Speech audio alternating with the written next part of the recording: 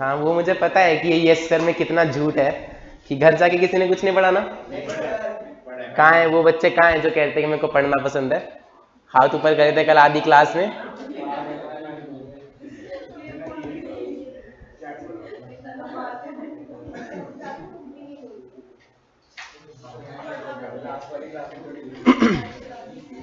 क्या पढ़ा था कल हमने?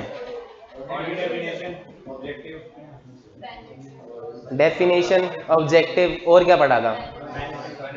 बेनिफिट्स ऑफ ऑडिट, और क्या पढ़ा था? पर्पस पढ़ा था।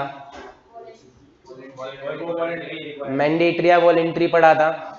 किस किस ने घर जाके पढ़ा है? आजा फिर, आजा सुना दो।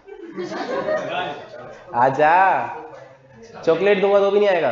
क्यों?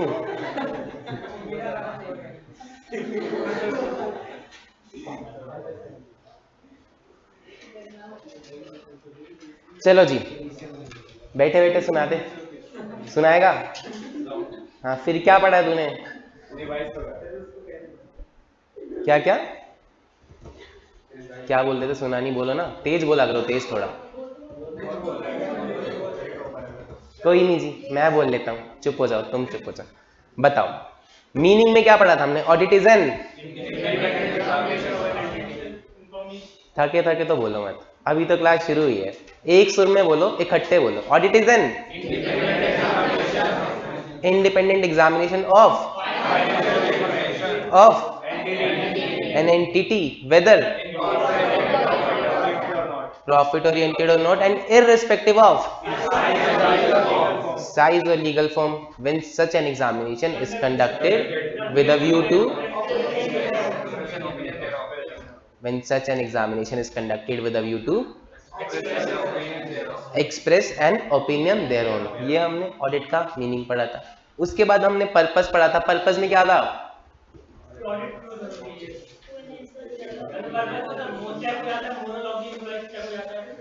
ब्रो बेनिफिट्स थे वो, बेनिफिट्स। पर्पस क्या था? टू एनहांस द, इकट्ठे इकट्ठे इकट्ठे एक सुर में बोलो, क्यों बिगड़े हुए तुम्हारे सुर? To enhance the degree of confidence of, page number क्या है, निकाल ही देते हैं।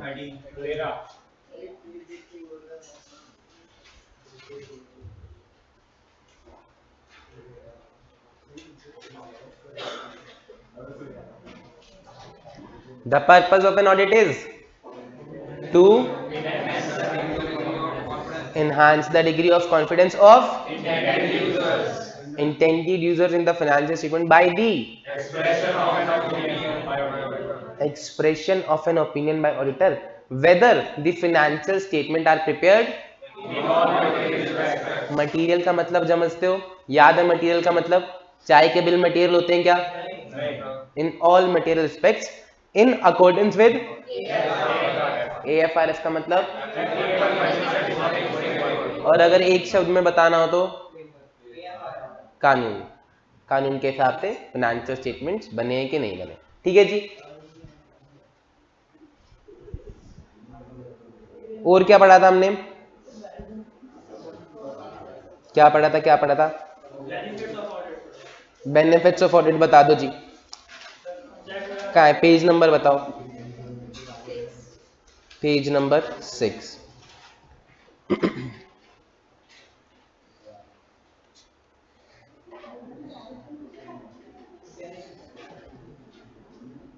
हमने देखा था कि ऑडिट किस लिए ऑडिट का जन्म हुआ था। क्या समस्या आ रही थी? ट्रस्ट इश्यूज आ रहे थे। शेयर होल्डर्स की क्या समस्या थी? कॉन्फिडेंस नहीं आ रहा था। अंबानी जी की क्या समस्या थी? एम्प्लॉइज पे भरोसा नहीं हो पा रहा था, नए बिजनेसमैन को पैसा नहीं मिल पा रहा था बैंक वगैरह से। तो अब ऑडिट से एक एक एक करके सबकी समस्या सोल्व हुई थी। शेयर होल्डर्स को कॉन्फिडेंस आया था। It gives confidence to the users of financial statement. Confidence क्यों आता है? क्योंकि ऑडिट एक इंडिपेंडेंट मैकेनिज्म है। ठीक है जी। उसके बाद अंबानी जी को समस्या थी कि एम्प्लॉइज पे भरोसा नहीं आता, तो अब ऑडिट कराने से it will act as a moral check on employees. अब जो बच्चे कल नहीं बोल रहे थे उनको अभी भी नहीं बोलना आ रहा होगा, याद नहीं आ रहा होगा, नहीं आ रहा ना? तो प्लीज आज की क्लास में बोलना, मैं जो भी रिपीट कराऊंगा याद रहेंगी चीजें, बोलोगे तो। जादू तो कोई टीचर नहीं कर देगा, या तो घर जाके रट्टा मारोगे, तुम यहाँ ही नहीं बोल रहे तो फिर घर जाके तो कैसे मारोगे?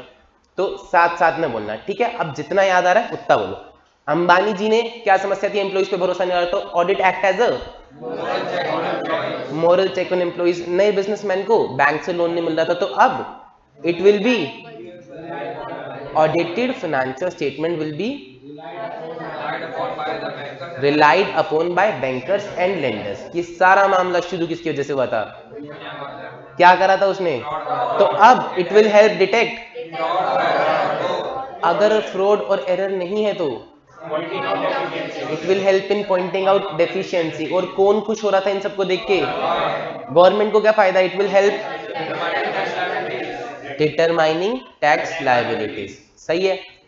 क्या टॉपिक पढ़ा था? ऑब्जेक्टिव्स पढ़े थे। ऑब्जेक्टिव क्या है? दो objective.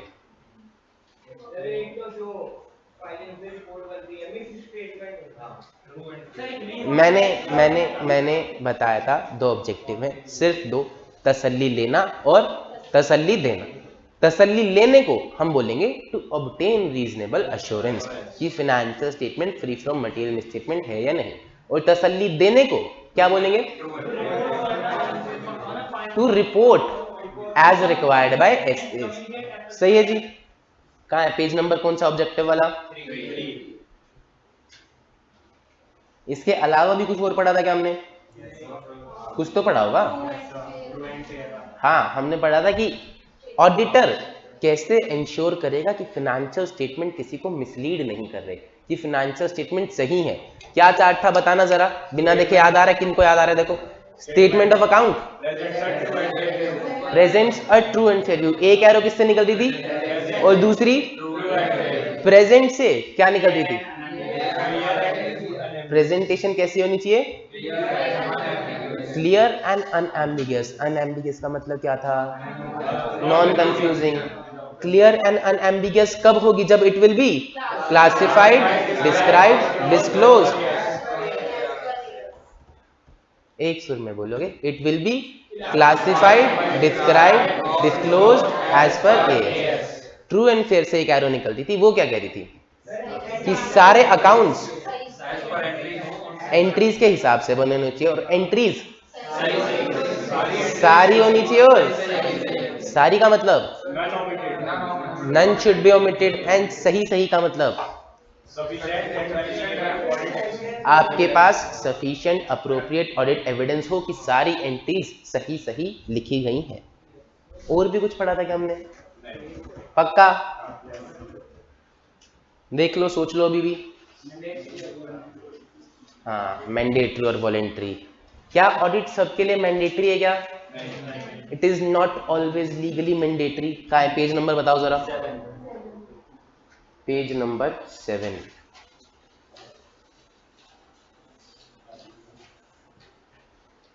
It is not necessary that audit is always legally mandatory. लेकिन किस किस के लिए मैंडेटरी है?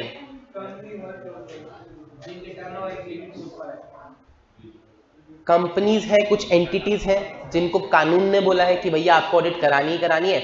दूसरा, इनकम टैक्स डिपार्टमेंट ने बोला था कि जिनकी टर्नओवर एक सर्टेन थ्रेशहोल्ड लिमिट से ऊपर है। वो लिमिट क्या है? 10 करोड़ से ऊपर है, उनको ऑडिट करानी करानी है। स्कूल वगैरह करा सकते हैं, ग्रांट लेनी हो तो, नहीं लेनी हो तो नहीं भी कराएं, उनकी मर्जी। बहुत सारे लोग वॉलेंटरली कराते हैं। क्यों कराते हैं? क्योंकि there are some benefits to audit, जो हम भी हमने पढ़े थे। ठीक है जी? आई बिलीव इतना ही हमने कल करा था। आज हम इससे आगे बढ़ते हैं। कहानी कहां पर खत्म करी थी हमने? हाँ, क्या रह गया? अरे खत्म कहाँ करी थी? वहां वहां से आगे शुरू करेंगे ना, आएगा झुनझुन वाला आएगा, रुक जा।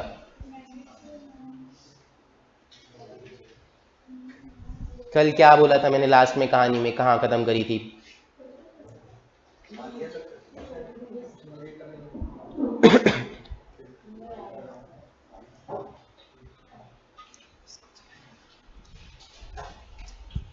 बस बस बस एक कल मैंने आपको बताया था कि सारे लोग गए थे गुरुजी के पास भागे भागे पेड़ के नीचे, पहले कोई आया था, फिर बाद में कोई आया, फिर गुरुजी ने आखिर में समस्या का समाधान दिया कि बच्चा ऑडिट करा लो, दिया था। अब सब शेयर होल्डर्स खुश हो गए कि हाँ जी ऑडिट कराएंगे, ऑडिट कराएंगे, कोई समस्या नहीं है, ऑडिट कराने से सारी समस्या का समाधान हो जाएगा। अब कौन बनेगा आज ऑडिटर? Any volunteer? नाम? तो क्रिश भी उन्हीं शेयर होल्डर्स के बीच में सभा में बैठा था, कह रहा मैं करूंगा ऑडिट, मैं करूंगा ऑडिट, मैं करूंगा ऑडिट। तो शेयर होल्डर्स ने इसको देखा, ये करेगा ऑडिट, कह रहे क्या है तेरे पास? कह रहा मेरे पास सीए की डिग्री है, मैंने आर्टिकलशिप भी की है, फाइनल भी क्लियर करा है, सब करे और मैं बन गया चार्टर्ड अकाउंटेंट, तो मैं ऑडिट कर दूंगा। तो उन्होंने कहा कि ठीक है, हम तेरे को एक कंपनी में भेजते हैं, तो उसकी ऑडिट कर, फिर अगर हमें लगा कि तू सही काम कर रहा है तो फिर हम तेरे को अंबानी जी कंपनी में ऑडिट करने भेजें। इनको भेजा ऑडिट करने। कहाँ रहते हो आप? कहाँ रहते हो? मोती नगर रहते हैं। इसको भेजा बहुत दूर वहां से ऑडिट करने, 100 किलोमीटर दूर कंपनी थी। ये सुबह सुबह उठ के तैयार होके एकदम कंपनी के गेट पे जाके कर रहा है, नॉक नॉक, अंदर आने दो। वो कह रहे कौन? कह रहा जी ऑडिटर। कह रहे अरे ऑडिटर साहब आप आ गए। कह रहे कि यार आज तो रहने दो, आज ऑडिट नहीं शुरू कर रहे, कल से शुरू करेंगे। आज वो ना हमारे पंखे वंखे नहीं चल रहे, हम सुबह से एसी में बैठे, गर्मी हो रही है, पंखे नहीं चल रहे हमारे, आप कल आना। तो कह रहा यार मैं 100 किलोमीटर दूर से आया हूं, तुम मेरे को अंदर घुसने दो। कह रहे नहीं आज नहीं, कल आना। अगले दिन फिर गया, सुबह सुबह 8 बजे तैयार होकर 100 किलोमीटर गाड़ी चला के, अगले दिन फिर कह रहा है नॉक नॉक, अंदर आने दो। कह रहे कौन? ऑडिटर।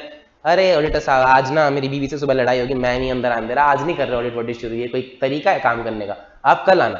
कह रहा यार मैं 100 किलोमीटर से आया हूँ, चलो वापस चला गया। अगले दिन फिर सुबह उठा, गाड़ी चला के 100 किलोमीटर, नॉक नॉक, कौन? ऑडिटर। अरे सर आज नहीं, आज मेरी कमर में बहुत दर्द है, आज ऑडिट नहीं करने देंगे, कल से आना। क्या लग रहा है तुम्हें कंपनी के बारे में? कुछ तो गड़बड़ होगी, ठीक है। अब इसको लग रहा है, क्रिश को लग रहा है कि भाई कुछ तो गड़बड़ है, इसने दी धमकी। कह रहा है सुन, अगर ऑडिट नहीं करने देगा अभी जाके सारे शेयरहोल्डर को बता दूं कुछ तो गड़बड़ है, तू मेरे को अंदर घुसने नहीं दे रहा। वो डर गया, कह रहा नहीं ऑडिटर साहब आप आओ ना, अंदर आओ, आपको किसने मना किया, आप अंदर आओ। इसको अंदर बुला के लेके गए, इसको कैबिन में बिठाया और कह रहे चल लो जी ऑडिट। क्या मांगोगे आप मैनेजमेंट से? कैसे करोगे ऑडिट शुरू, कैसे करोगे? ये कह रहा है मैनेजमेंट से मांगेंगे PNL, balance sheet, financial statements. कितने बच्चे एग्री कर रहे हैं? अच्छा, और बाकी जो जादुई बच्चे बैठे हैं हमारी क्लास में, तुम क्या मांगोगे? चाय नाश्ता।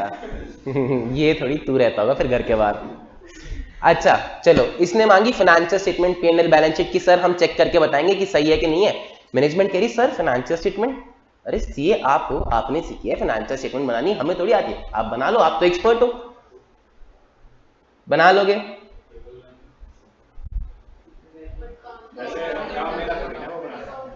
आप ऑडिटर बन के गए हो, मैनेजमेंट कह रही है आपको कि सर आप एक्सपर्ट हो, आप बना लो फाइनेंशियल स्टेटमेंट, कर देना फिर ऑडिट।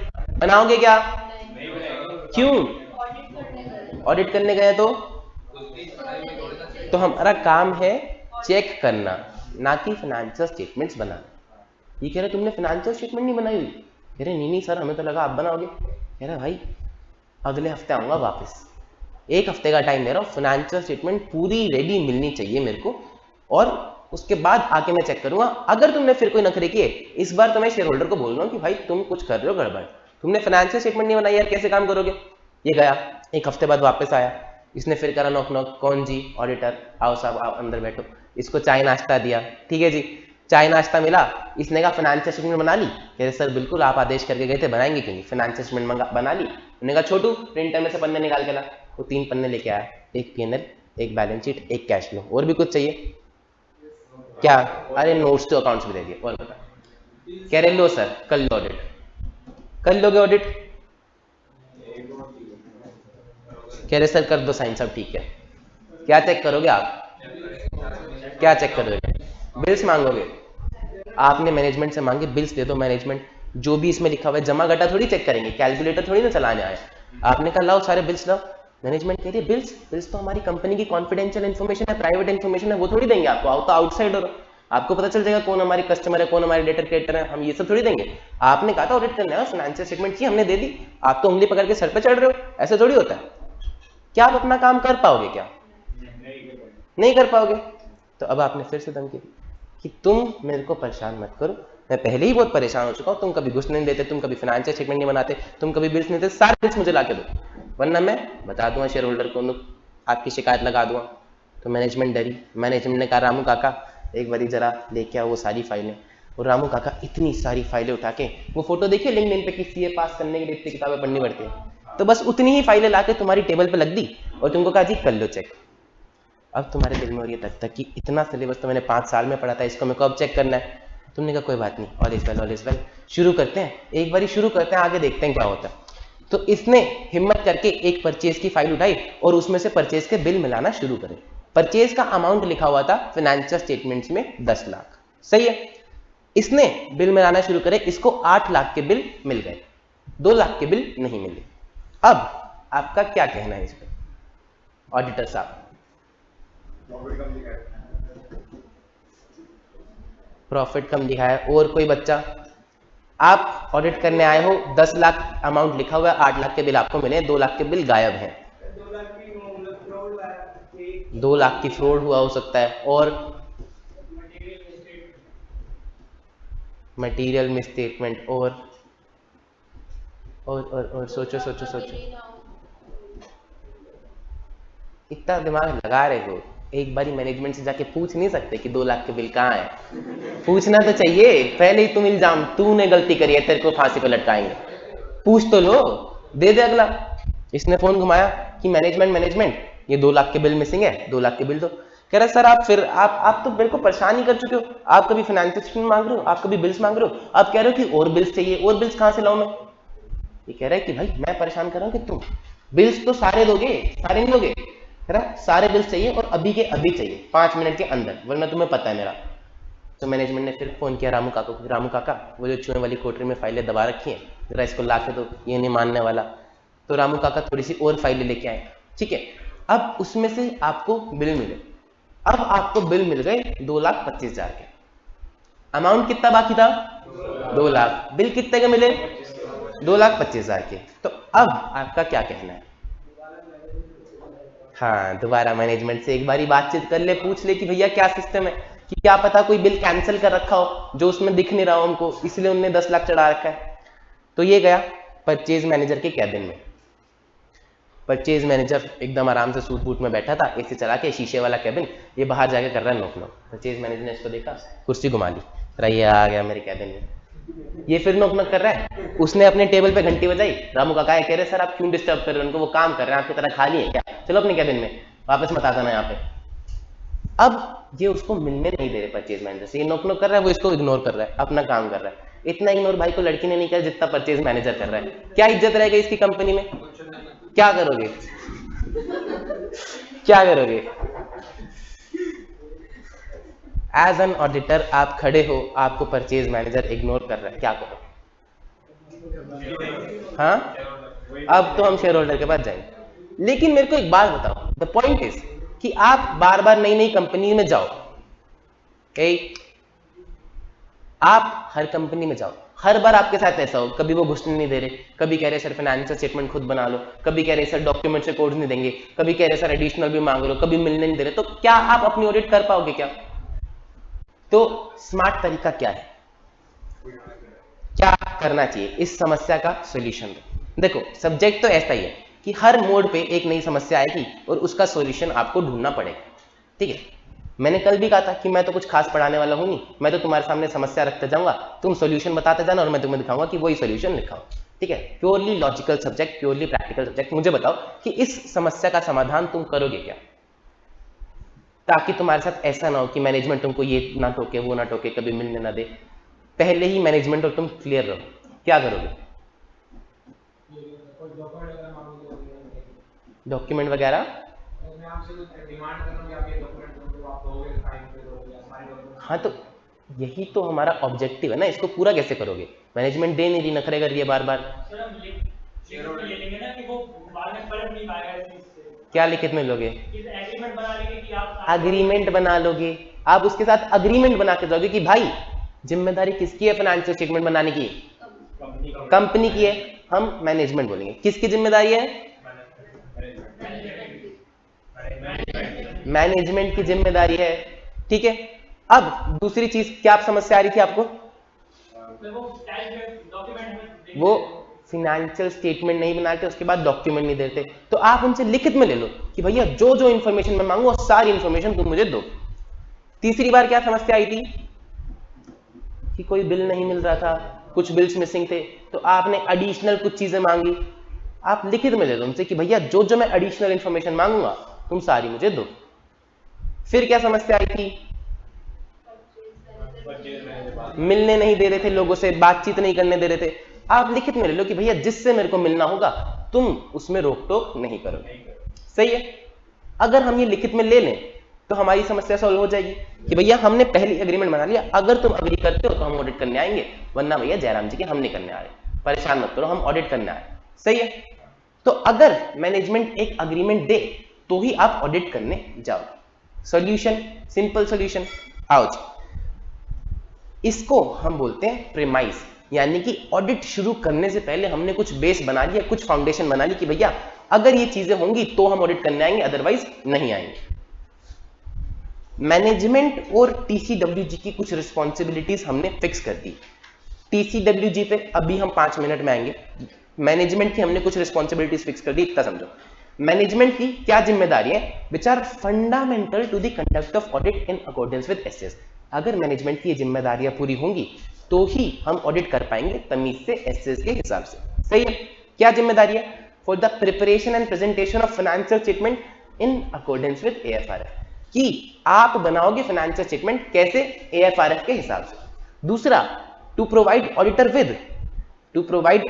विद ऑल इंफॉर्मेशन, जो जो हम मांगेंगे सारी इंफॉर्मेशन, एडिशनल इंफॉर्मेशन हम कुछ मांगेंगे तो वो आप हमें दोगे, एंड अनरिस्ट्रिक्टेड एक्सेस, जिससे भी हम मिलना चाहेंगे आप हमें उनसे मिलने दोगे। इजी है। हम अगर ये अग्रीमेंट करा लें तो हमारे लिए काम बहुत इजी हो जाएगा, हम अपने मेन काम पे फोकस कर पाएंगे।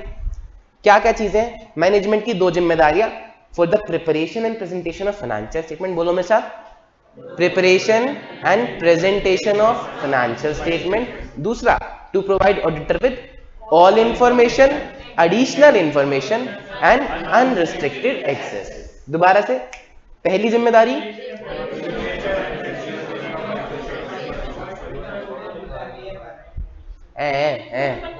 क्या, एक लाइन में बोलो, एक सुर में बोलो। पहली जिम्मेदारी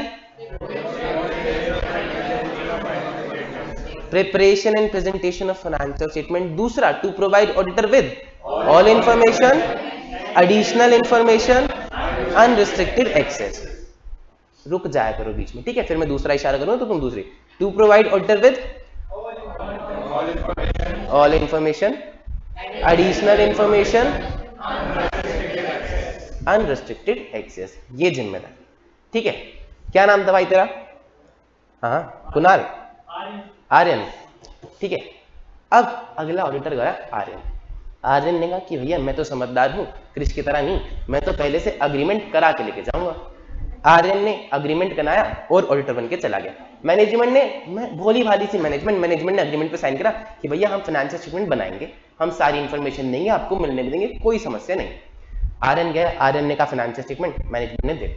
आर्यन ने कहा बिल्स डॉक्यूमेंट्स, मैनेजमेंट ने दे दिया। अब आर्यन को आराम से बढ़िया कैबिन दिया, चाय कॉफी नाश्ता दिया, शीशे वाले कैबिन में बैठ के आराम से काम कर रहा है। इसको सामने से जाती दिखी एक सुंदर सी लड़की। इसने बुलाया पियन को, अरे इधर आना। कह रहा वो लड़की का नंबर तो लाके दे जरा। पियन कह रहा साहब आप मेरे को नौकरी से निकलवाओगे, मैं लड़की का नंबर क्यों ला के दूंगा आपको, आप अपना काम करो। कह रहा क्यों, ला के नहीं देगा? कह रहा देना पड़ेगा। कह रहा साहब मैं आपको चाय कॉफी ला के दे सकता हूँ, उससे ज्यादा कुछ नहीं। कह रहा ये देखा अग्रीमेंट, इस पे क्या लिखा है, जो भी एडिशनल इंफॉर्मेशन मैं मांगूंगा वो तुम्हें देनी पड़ेगी, लिखा हुआ है। क्यों? कह रहा साहब मैंने तो जोड़े हाथ, मेरे को जान दो, मैं नहीं लेके आ सकता।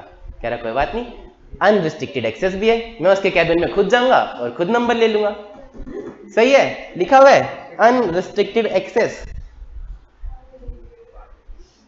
खुश मत, क्या सोच रहे हो, मजे ही मजे हो गए। हाँ इसीलिए तो सीए कर रहा हूँ, कर तो ले तू। अगर ऐसा ऐसा ऑडिटर जाएगा तो आईसीआई कितने दिन चलेगा? तुम्हारे सीए बनने से पहले तो बंद हो जाएगा। तो आईसीआई ने पहले ही लिख के दिया है, कह रहा है भाई एडिशनल इंफॉर्मेशन कौन सी जहां पर अप्रोप्रिएट है, सिर्फ वो वाली जो ऑडिट के लिए रेलिवेंट है। अनरिस्ट्रिक्टेड एक्सेस किसका? जिससे ऑडिटर को लगता है from whom auditor determines it is necessary to obtain audit evidence, जिससे आपको एविडेंस मिल सकता है, सिर्फ उनका अनरिस्ट्रिक्टेड एक्सेस। बात समझ में आए? तो क्या रिस्पॉन्सिबिलिटीज है मैनेजमेंट की, क्या प्रीमाइसेस हैं? सबसे पहला preparation and presentation of financial statement, दूसरा to provide the auditor with, मैंने दूसरी उंगली करी, to provide the auditor with all information, additional information, unrestricted access, all information such as records, documents, जो भी तुम मांगोगे, additional information where appropriate, and unrestricted access किनका? To those from whom auditor determines it is necessary to obtain audit evidence, जिनसे हमें audit evidence चाहिए, ठीक है, सिर्फ उनका अनरिस्ट्रिक्टेड एक्सेस हमें मिले। कोई डाउट, दिक्कत, परेशानी? एक एक शब्द समझ में आ गया? यहाँ पे पढ़ के देखो एक बारी।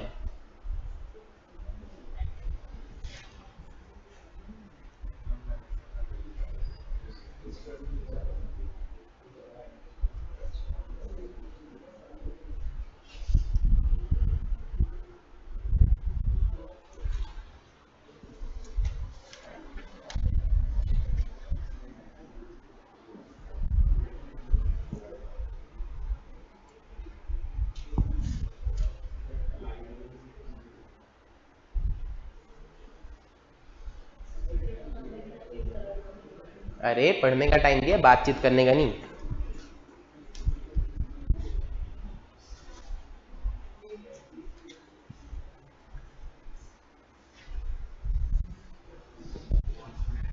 पढ़ लिया?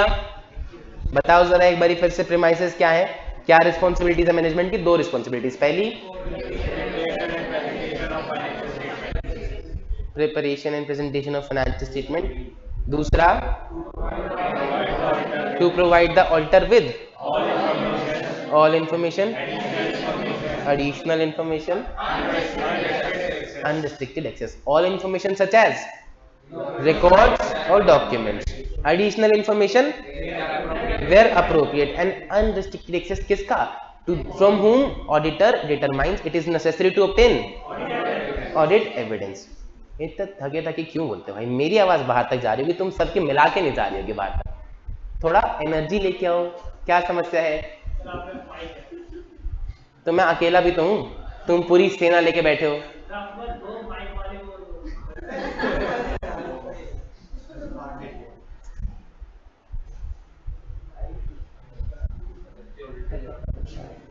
अच्छा सुनो सुनो सुनो, कल हमने कहानी में सुना था, कल हमने कहानी में सुना था कि सारे शेयर होल्डर गए गुरुजी के पास और गुरुजी ने आखिरी में समस्या का समाधान दिया कि ऑडिट करा लो, ऑडिट करा लो। ऑडिट का मतलब अकाउंट्स को चेक करा लो तो पता चल जाएगा कि सब कुछ सही चल रहा है कि नहीं चल रहा। तो सारे शेयर होल्डर्स बैठे थे पेड़ के नीचे।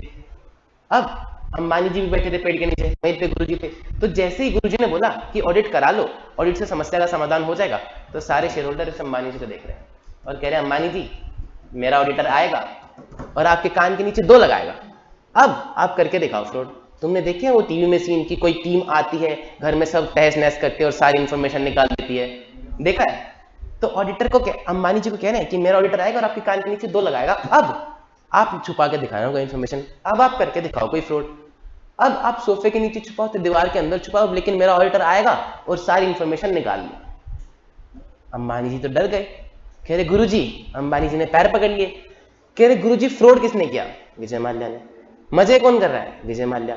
मैं तो काम कर रहा हूं, मैं तो बिजनेस कर रहा हूं, तो उसकी सजा मुझे क्यों मिलनी चाहिए?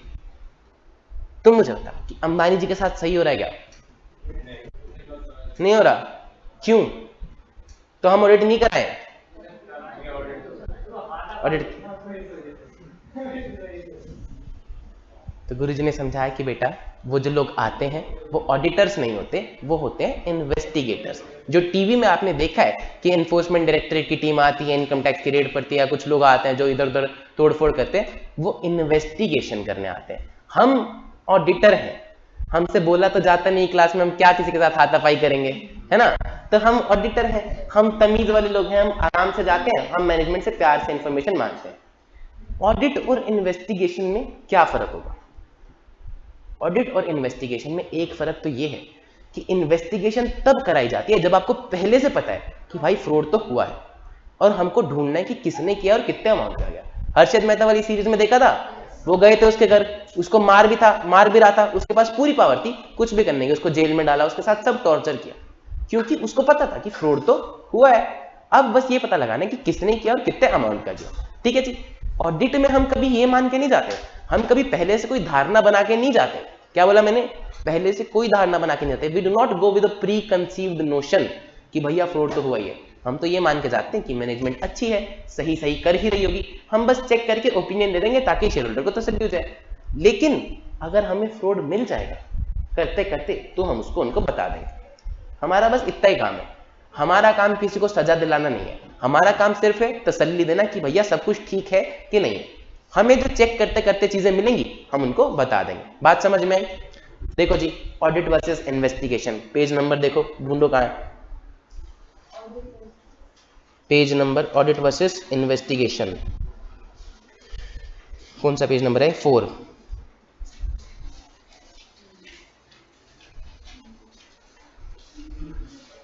मिला? Audit is distinct from investigation. Investigation का मतलब एक critical examination of accounts with a special purpose. Special purpose क्या है? हम पता लगाने जा रहे हैं कि भैया फ्रॉड कितने अमाउंट का है, किसने किया है। हम ढूंढने नहीं जा रहे कि फ्रॉड हुआ है कि नहीं, हम चेक करने नहीं जा रहे, हम स्पेसिफिकली पता लगाने जा रहे हैं। Example, if a fraud is suspected and it is specifically called upon to check the accounts कि सच में फ्रॉड एग्जिस्ट कर रहा है कि नहीं कर रहा। ठीक है। ऑब्जेक्टिव ऑडिट का क्या है?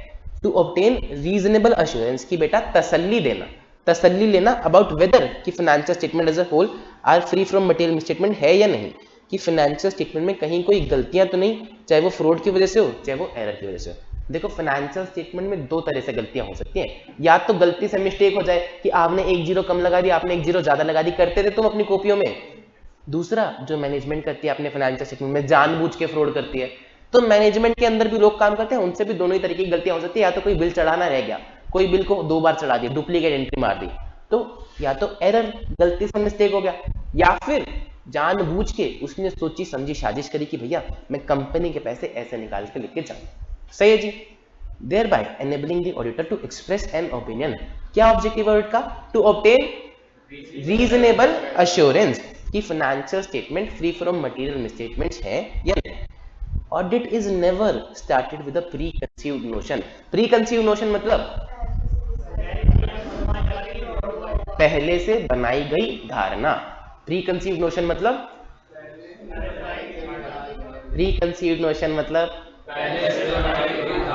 पहले से बनाई गई धारणा। आप भी तो बोलोगे, कोई नहीं, थोड़े दिन रुक जाओ, एक ही बारे में बोल लिया करोगे तुम।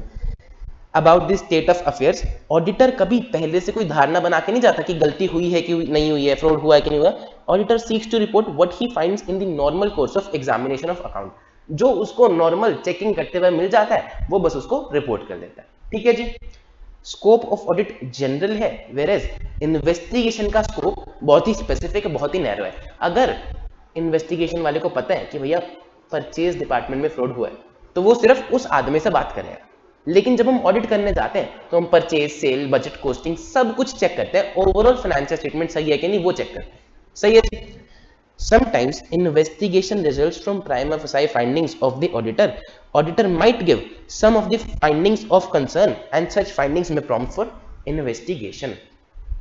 हमने ऑडिट करी, हमने कुछ चेकिंग करी, हम जब चेकिंग कर रहे थे तो हमने निकाला कि भैया इस डिपार्टमेंट में कुछ तो गड़बड़ी लग रही है, कुछ तो दाल में काला लग रहा है, हमने इतना रिपोर्ट कर दिया। अब हम इतनी डिटेल में नहीं जाएंगे कि किसने क्या किया है, क्या फ्रॉड हुआ है, हम बस मैनेजमेंट को रिपोर्ट कर देंगे कि इसको छोड़ के बाकी सब ठीक है, इसमें कुछ तो गड़बड़ है। अब मैनेजमेंट का दिमाग चमकेगा, मैनेजमेंट कराएगी इन्वेस्टिगेशन कि भैया बाहर से बुलाओ और किस एम्प्लॉय ने फ्रॉड किया उसको पकड़ो।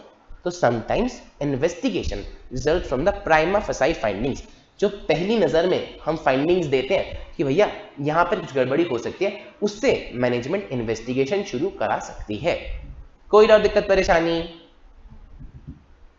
हाँ या ना बोलो, मुंडी मत हिलाया करो यहाँ बैठ के, हाँ या ना में जवाब दिया करो, मुंह से बोला करो। पढ़ के देखो जी एक बार।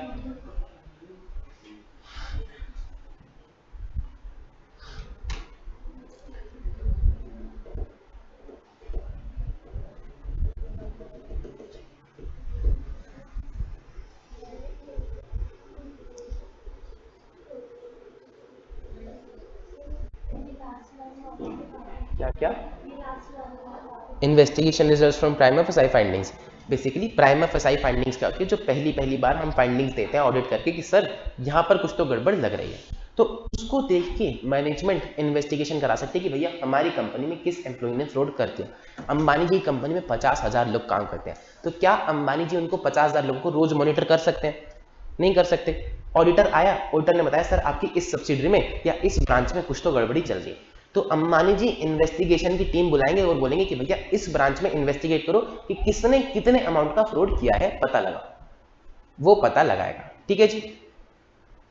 उसके पास फिर लीगल पावर भी होगी, वो मार भी पाएगा, वो गीता पर हाथ रख के कसम भी खिला पाएगा, वो सब कुछ कर पाएगा जो भी पावर अंबानी जी देंगे, ठीक है। पढ़ के देखो, कोई और दिक्कत परेशानी आए तो बताओ।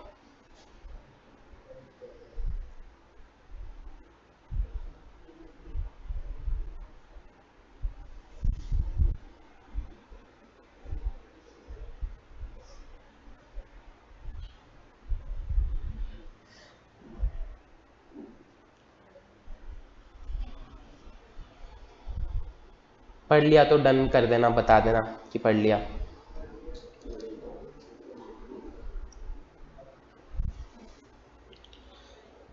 अच्छा, कहानी को आगे बढ़ाएं क्या? अब जब अंबानी जी ने पैर पकड़े, गुरुजी ने उसको समझाया कि नहीं भाई नहीं, तेरे को नहीं मारेगा, तेरे सोफे वोफे नहीं फाड़ेगा, तू चिंता मत कर, तूने कोई गलती नहीं की तो तेरे साथ गलत नहीं होगा। तो शेयर होल्डर्स ने मुंह फुला लिया, कह रहे यार अगर वो मारेगा ही नहीं, अगर वो इन्फॉर्मेशन निकलवाएगा ही नहीं, तो फिर आजकल के लोग इतने भले कहाँ, जो फ्रॉड कर रहा होगा वो कहाँ प्यार से इन्फॉर्मेशन देने वाला, वो तो छुपा के रखेगा, तो फिर क्या ही फायदा ऑडिट का। ठीक है, बताओ, समस्या फिर से आ गई, क्या करेंगे? क्या फायदा ऑडिट का? कल से हम पढ़ रहे हैं ऑडिट कराने की, ऑडिट कराने की, ऑडिट से होगा वो होगा। अरे जब वो इन्फॉर्मेशन ही नहीं देगा, बताएगा ही नहीं और आप निकलवा भी नहीं सकते, तो फिर क्या फायदा ऑडिट का?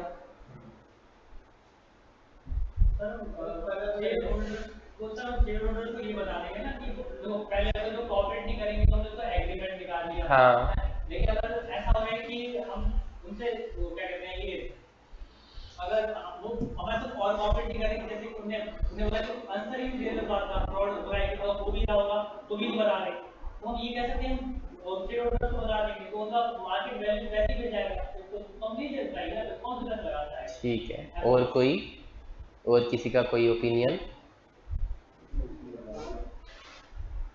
दिमाग लगाओ भाई।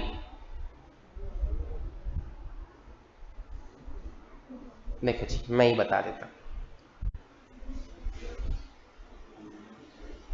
अब जब शेयर होल्डर बेचारे मुंह फुला के बैठ गए, तो गुरुजी ने उनको फिर समझाया कि बेटा ऐसा नहीं है।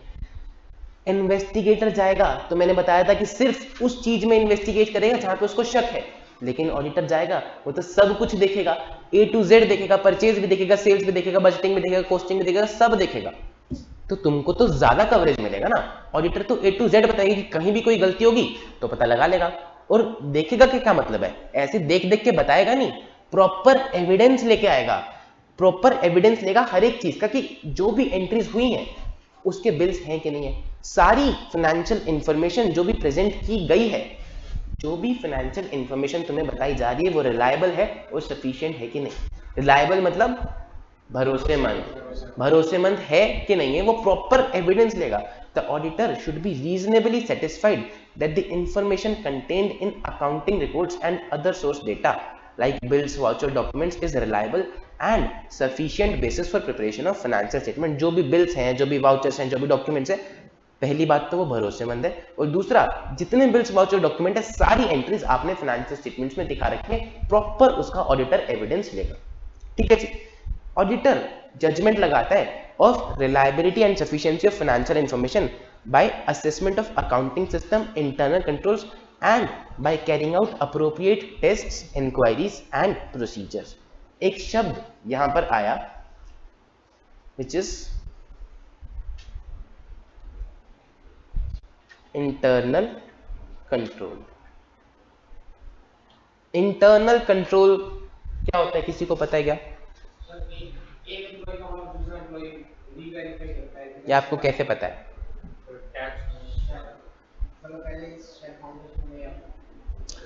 इंटरनल कंट्रोल बेसिकली, अब देखो मैंने आपको बताया कि भैया अंबानी जी के नीचे तो 50,000 लोग काम करते हैं। पैसा किसका लगा हुआ है?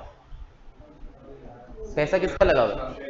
शेयर होल्डर्स का, और अंबानी जी का भी बहुत पैसा लगा हुआ है, खाली उनका हमारा नहीं लगा हुआ। अंबानी जी भी तो 50% से ज्यादा की शेयर होल्ड करते हैं, तो उनका भी बहुत पैसा लगा हुआ है। तो अंबानी जी चाहेंगे क्या कि मेरे नीचे वाले जो परचेज मैनेजर्स हैं इधर उधर बैठे वो फ्रॉड करते रहे, मेरा पैसा लेके जाए?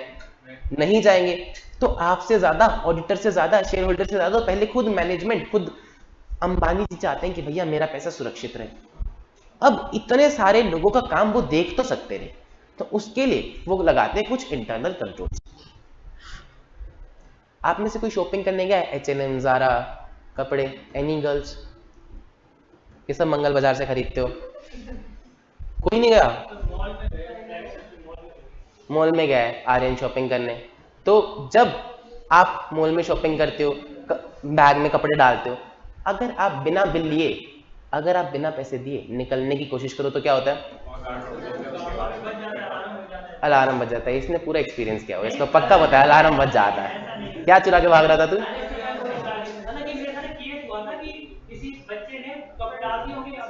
ओ बस बस कर लिया, कवर अप कर लिया। तो भाई ने बताया कि सर मेरे साथ हुआ था, मैं कपड़े लेके निकल रहा था और अलार्म बज गया। अलार्म क्यों लगाया वहां पे? ताकि कोई बिना पेमेंट दिए चला ना जाए। अगर ये बिना पेमेंट दिए चला जाएगा तो पहली बात तो अंबानी जी का नुकसान है। दूसरी बात, क्या फाइनेंशियल स्टेटमेंट्स पे उसका कोई इफेक्ट आएगा क्या? क्या क्या क्या? तो बुक्स में कम दिखेगा कि ज्यादा? बुक्स में ज्यादा दिखेगा और एक्चुअल में कम हो जाएगा। ठीक है, तो फाइनेंशियल स्टेटमेंट भी उससे मटेरियली मिस्टेकेड हो जाएगी। अंबानी जी को भी पता ही नहीं चलेगा कि भैया मेरा कौन सा स्टॉक गायब हो रहा है, किसके पैसे आ रहे हैं, किसके नहीं आ रहे। तो इसीलिए मैनेजमेंट इसी तरह के बहुत सारे कंट्रोल्स लगाती है कि उनकी फाइनेंशियल स्टेटमेंट सही बने। चाहे वो बजर है, चाहे वो सिक्योरिटी गार्ड को बैठाना है। आप Reliance fresh, Walmart, D mart कहीं शॉपिंग करने गए हो तो आप जाते हो, आपने देखा है कि क्या वो आपका बिल हाथ से बना के देते हैं? क्या करते हैं? कंप्यूटर पे भी क्या वो खुद टाइप करते हैं? क्या करते हैं? बारकोड से स्कैन करते हैं। क्यों करते हैं? ये कंट्रोल है ताकि वो बंदा सही आइटम डाले, सही आइटम खुद ब खुद ही डल जाए, उसको डालने की जरूरत ही ना पड़े। क्योंकि आदमी डालेगा तो फिर वो गलती करेगा। गाना तो तुमने सुना ही होगा, कौन सा? बस बस बस। तो खुद डालेगा तो गलती करेगा, कभी अमाउंट में गलती करेगा, कभी प्राइस में गलती करेगा, कभी क्वांटिटी में गलती करेगा, किसी ना किसी चीज में गलती करेगा। ठीक है, तो इसीलिए उन्होंने एक कंट्रोल लगाया कि भैया उसके हाथ में कंट्रोल दो ही मत, उसको बस एक बारकोड का स्कैनर पकड़ा दो, वो स्कैन करता जाएगा और ऑटोमेटिकली चीजें एंटर होती जाएंगी। दिस इज अ कंट्रोल, ताकि आपकी फाइनेंशियल स्टेटमेंट सही बने। बात समझ में आ रही है? तो इसी तरह के बहुत सारे कंट्रोल्स मैनेजमेंट लगाती है ताकि फाइनेंशियल स्टेटमेंट सही बन जाए। अब ये बोल रहा है कि ऑडिटर ये भी देखेगा, auditor makes a judgement of reliability and sufficiency of financial information by assessment of accounting system, कि एंटिटी के अकाउंटिंग सिस्टम्स कैसे हैं, इंटरनल कंट्रोल्स कैसे हैं। जितने अच्छे इंटरनल कंट्रोल्स होंगे उतने ही ज्यादा भरोसेमंद हमारे अकाउंटिंग स्टेटमेंट्स, फाइनेंशियल स्टेटमेंट्स होंगे। बात समझ में आ रही है? And by carrying out appropriate tests, inquiries and procedures. कैसे देखेगा? ऑडिटर कुछ टेस्ट करता है, कुछ प्रोसीजर्स करता है। क्या प्रोसीजर्स करता है वो हम आगे के चैप्टर्स में पढ़ेंगे। ठीक है, लेकिन गुरुजी बस ये बताना चाह रहे हैं कि भैया वो हर एक चीज देखेगा कि फाइनेंशियल स्टेटमेंट भरोसेमंद भी है, प्रॉपर एविडेंस लेगा, बिल्स, वाउचर, रिकॉर्ड, प्लस में इंटरनल कंट्रोल भी देखेगा कि इंटरनल कंट्रोल लगाए तो फाइनेंशियल स्टेटमेंट ज्यादा भरोसेमंद है। ठीक है, अभी तक उन्होंने क्या बताया कि पहली बात तो भैया देखो सब कवर करेगा, ऑर्गेनाइज करेगा ऑडिट को to adequately cover all the aspects of the entity. दूसरी बात देखेगा कि जो जो चीजें दिखा रखी है, जो जो चीजें बता रखी है फाइनेंशियल स्टेटमेंट में, वो भरोसेमंद भी है और सफिशिएंट भी है, पूरी भी। तीसरी बात वो देखेगा कि जो चीजें नहीं बता रखी पर बतानी चाहिए थी उसके बारे में भी तुम्हें बताएगा। मान लो मैनेजमेंट ने आपको 4 चीजें बता रखी हैं, लेकिन बतानी चाहिए थी 6। मैनेजमेंट बता रखा है 100 करोड़ का प्रॉफिट, 1000 करोड़ की टर्नओवर, अरे 500 करोड़ का लोन है, वो तो बताया ही नहीं। ठीक है, तो जो चीजें बतानी चाहिए थी वो भी आपको बताएगा। कंटिंजेंट लायबिलिटी, मैनेजमेंट पे चल रहा है केस जहरीली कोल्ड ड्रिंक बेचने का, तो वो बताना चाहिए था, डिस्क्लोज करना चाहिए था, तो ऑडिटर उसके बारे में भी आपको प्रॉपर ओपिनियन देगा। Proper disclosure of financial information, auditor should decide whether relevant information is properly disclosed. Accounting policy कौन सी अडॉप्ट की है, डेप्रिसिएशन का मेथड कौन सा अडॉप्ट किया है, हर एक चीज उनको बतानी होती है। तो जो जो चीजें बतानी चाहिए थी ऑडिटर देखेगा कि वो भी बता रखी है कि नहीं बता रखी। ये सब करते हुए वो ध्यान में रखेगा एप्लीकेबल स्टैट्यूटरी रिक्वायरमेंट्स की, कानून क्या बोलता है कि क्या क्या बताना चाहिए था। It is done by ensuring that financial statements properly summarize transactions, events recorded therein, and by considering judgments made by the management in the preparation of financial statement. पहली बात तो वो ध्यान में रखेगा कि क्या क्या स्टैट्यूटरी रिक्वायरमेंट्स है। स्टैट्यूटरी रिक्वायरमेंट्स मतलब समझते हो क्या? लीगल रिक्वायरमेंट जो कि मैंडेटरी होती हैं। दूसरा, पहले वो देखेगा कि क्या क्या स्टैट्यूटरी रिक्वायरमेंट्स है जो करनी चाहिए थी। दूसरा, वो देखेगा कि क्या प्रॉपरली समराइज किया गया है ट्रांजैक्शंस को कि नहीं। समराइज का मतलब आपको पता है कि जो फाइनेंशियल स्टेटमेंट्स हम बनाते हैं वो समरी होती है। अच्छा, तो फुल क्या होता है? बेसिकली हर एक एंट्री हम नहीं दिखाते, हम पीएनएल में दिखाते हैं सेल्स 10 लाख, तो 10 लाख के पीछे वो 50,000 बिल्स भी हैं। ठीक है, तो वो पूरा है। तो फाइनेंशियल स्टेटमेंट्स में जो 10 लाख की अमाउंट दिखाई है, जो समराइज किया हुआ है, वो प्रॉपरली समराइज किया हुआ है कि नहीं, ऑडिटर इस पे भी आपको हर एक चीज बताएगा। तो बेसिकली वो बस ये समझाना चाह रहे हैं कि बेटा पहली बात तो सब कुछ कवर करेगा, coverage of all aspects of the entity. दूसरा, देखेगा कि जो इंफॉर्मेशन बता रखी है वो प्रॉपरली रिलायबल है, सफिशिएंट है। और तीसरा, जो इंफॉर्मेशन बतानी चाहिए थी as per applicable regulatory requirements, statutory requirements, वो भी बता रखी है कि नहीं बता रही। तो ऑडिटर इतनी डिटेल में जाएगा, बल्कि इन्वेस्टिगेटर वाला तो सिर्फ एक चीज कवर करेगा जहां पे उसको शक है। ठीक है, तो अब फायदा लग रहा है ऑडिट कराने का। सही है। The management is responsible for preparation and presentation of financial statement. और जब मैनेजमेंट प्रिपरेशन प्रेजेंटेशन कर रही होती है तो बहुत सारी जजमेंट लेती है। किस तरह की जजमेंट जी? किस तरह की जजमेंट लेती है मैनेजमेंट? हाँ हाँ हाँ ना, ये भी बोलूं क्या? अकाउंट्स वाले सर से पूछ के आना, चाटा मारेंगे भाई साहब। क्या क्या नहीं, ये नहीं पूछ के आना, तुम सोचो, तुम्हें पता है कि मैनेजमेंट कुछ कुछ जजमेंट लेती है। जजमेंट का मतलब कि खुद से सोचते हैं कि ये करूं कि वो करूं। प्रोविजन बनाना किसी ने बोला, वेरी नाइस, कि कितना प्रोविजन बनाना चाहिए। दूसरा जवाब आया डेप्रिसिएशन, वेरी नाइस, कि डेप्रिसिएशन का मेथड कौन सा होना चाहिए, इन्वेंट्री के वैल्यूएशन में करना। तो ये सारी बेसिकली मैनेजमेंट जजमेंट लेती है जो सब्जेक्टिव होती है कि ये भी ठीक है वो भी ठीक है। अब मैं तुमसे पूछूं कि ये एसी की क्या वैल्यू है, कितने रुपए में खरीदोगे, तो इससे पूछूंगा ये अलग जवाब देगा, उससे पूछूंगा ये अलग जवाब देगा। मैं बाहर एसी की दुकान पे भी ले जाऊं तो 4 दुकान वाले इसकी अलग अलग कीमत लगाए। और ऐसा नहीं कि कोई गलत है, ऐसा भी नहीं कि कोई एग्जैक्टली सही है। मैनेजमेंट एसएलएम चूज कर रही है वो भी अलाउड है, मैनेजमेंट डब्ल्यूडीवी चूज कर रही है वो भी अलाउड है, मैनेजमेंट 5% प्रोविजन बना रही है वो भी ठीक है, और मैनेजमेंट 50% बना रही है वो भी ठीक है। मैनेजमेंट की जजमेंट पे डिपेंड करता है। ऑडिटर देखेगा कि जो मैनेजमेंट ने जजमेंट ले रखी है वो रीजनेबल है कि नहीं है। देखो जी, the management is responsible for preparation and presentation of financial statement, makes many judgment in the process of preparing and presenting financial statement. For example, appropriate accounting policies choose करना, depreciation का method choose करना, method of valuation of inventory। यहाँ से पढ़ के बता रहा था क्या तू? ऑडिटर, ठीक है, चलो, ऑडिटर ने देखा कि मैनेजमेंट ने एसएलएम डब्ल्यूडीवी ही चूज कर रखा है, अपनी मर्जी का कोई डेप्रिसिएशन का मेथड इन्वेंट नहीं कर रखा, ये तो अलाउड है। अब मैनेजमेंट ने पिछले साल एसएलएम चूज कर रखा था, इस साल मैनेजमेंट को लगा कि भैया प्रॉफिट थोड़ा कम हो रहा है तो कुछ तो करना पड़ेगा, कुछ तो करना पड़ेगा। मैनेजमेंट ने एसएलएम की जगह डब्ल्यूडीवी कर दिया, तो अब डेप्रिसिएशन कम हो गया, प्रॉफिट थोड़ा बढ़ गया, तो ये ठीक है क्या? मैनेजमेंट ऐसा कर सकती है क्या? अकाउंटिंग पॉलिसी चेंज कर सकती है क्या डेप्रिसिएशन का मेथड? नहीं वाले कितने बच्चे हैं यहाँ पे? एक ही है। कर सकती है चेंज, तो क्या कंडीशंस हैं? एक तो डिस्क्लोज करनी पड़ेगी, दूसरा रीजनेबल जस्टिफिकेशन देनी पड़ेगी, तीसरा भी कुछ है क्या?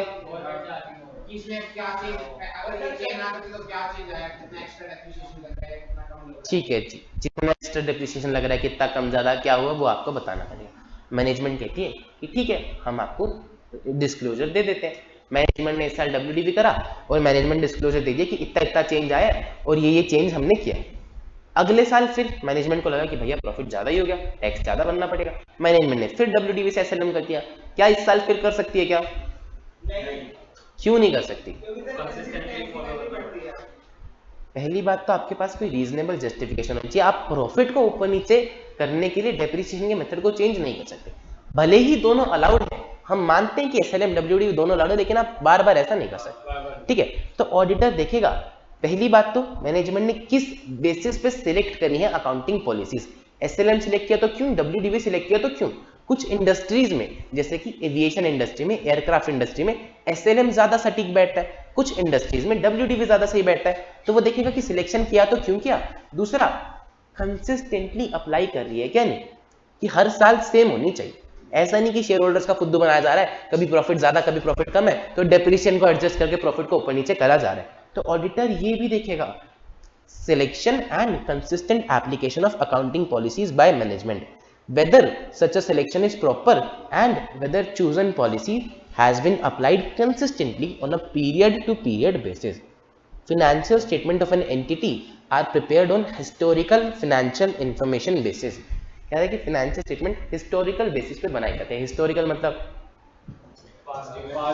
पास्ट के बेसिस पे। तो हमको पता ही है कि भैया जो सारे साल एंट्रीज हो चुकी, बिल्स बन चुके, उसको ही हम 31 मार्च को प्रेजेंट करते हैं, समराइज करते हैं।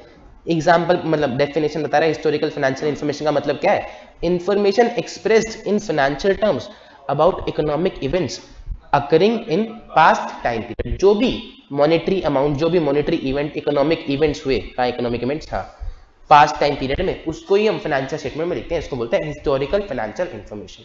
सही है, कोई और दिक्कत परेशानी? एक बारी पढ़ के देखो। स्कोप ऑफ ऑडिट, क्या तीन चीजें हैं इसमें, coverage of all aspects of the entity, दूसरा reliability and sufficiency of financial information, and तीसरा proper disclosure of financial information.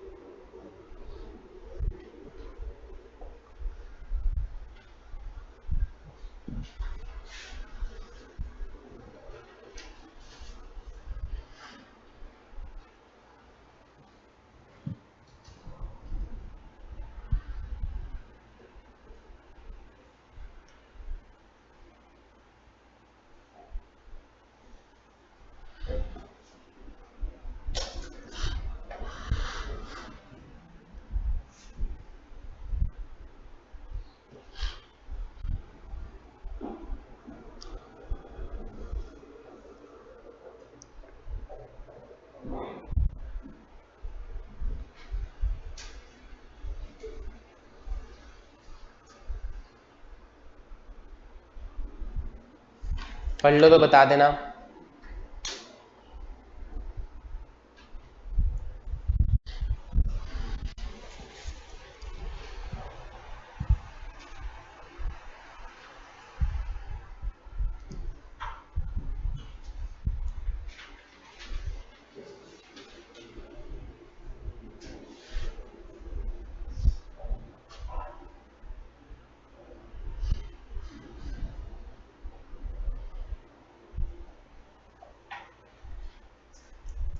पढ़ लिया, समझ में आ गया? कोई और दिक्कत परेशानी, कोई भी शब्द? क्या तीन चीजें हैं स्कोप ऑफ ऑडिट में। स्कोप का मतलब कि एक ऑडिटर जाएगा तो क्या क्या क्या क्या देखेगा। सबसे पहला, दोबारा बोलो, सबसे पहला, एक सुर में बोलो, सबसे पहला coverage of all aspects of the entity, दूसरा reliability and sufficiency of financial information. इसका मतलब क्या है,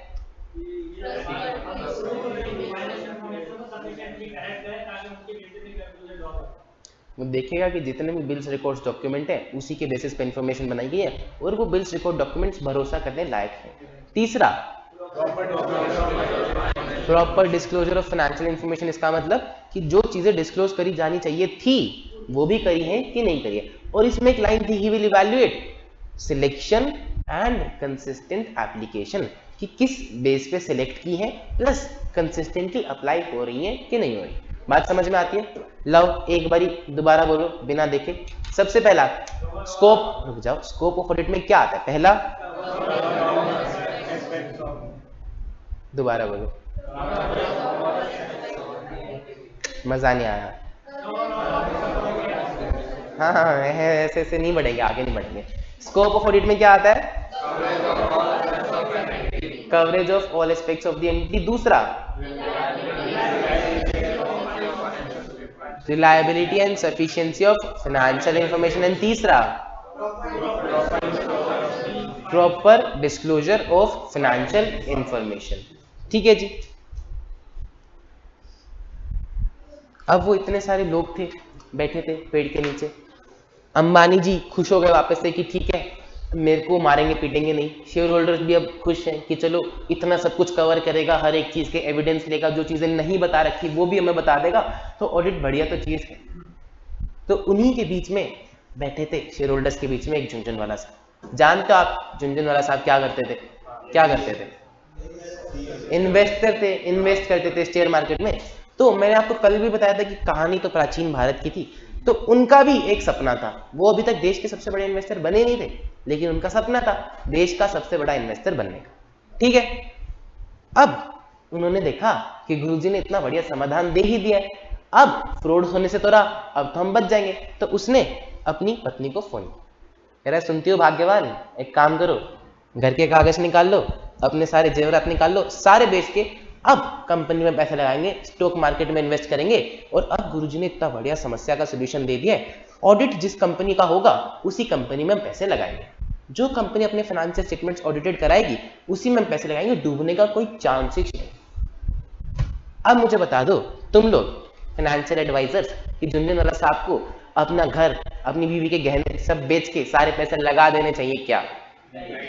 क्यों नहीं? क्यों?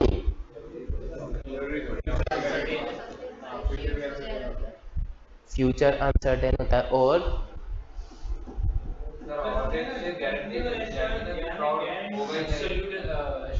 मैंने पढ़ाया नहीं एब्सोल्यूट रीजनेबल, पढ़ाया नहीं? पढ़ाया ना?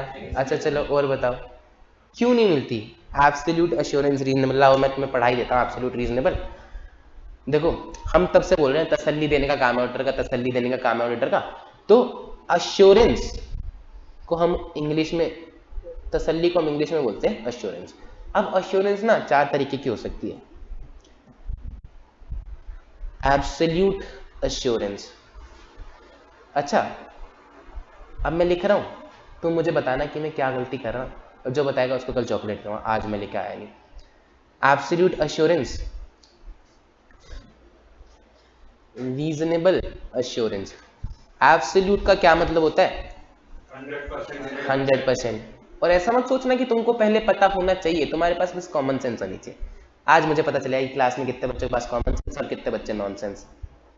एब्सोल्यूट अश्योरेंस, रीजनेबल अश्योरेंस, जैसे कि 90-95% हमने अश्योरेंस दे दी। और मॉडरेट अश्योरेंस, मान लो 50-50% हमने अश्योरेंस दे दी कि भैया आधा पता आधा नहीं पता, ज्यादा नहीं पता। और फिर आती है लोअर लेवल ऑफ अश्योरेंस, कि बहुत कम अश्योरेंस दे रहे हैं हम, 10 से 15%। ला, चार तरह की अश्योरेंस होती है, एब्सोल्यूट, रीजनेबल, मॉडरेट और लोअर लेवल ऑफ अश्योरेंस। मैंने परसेंटेजेस भी लिख दिए है कि भैया एब्सोल्यूट यानी कि 100% गारंटी, रीजनेबल यानी कि एक high level of assurance but 100% नहीं बोल, बट एक high level of assurance. Moderate यानी कि बीच बीच का ठीक ठाक सा 50-50% अश्योरेंस, और लोअर यानी कि कम अश्योरेंस। अब मुझे बताओ कौन किसका दिमाग चमक रहा है, यहाँ देखिए कि क्या गलती है इस चार्ट में। चॉकलेट क्वेश्चन, चॉकलेट क्वेश्चन बताओ। हाँ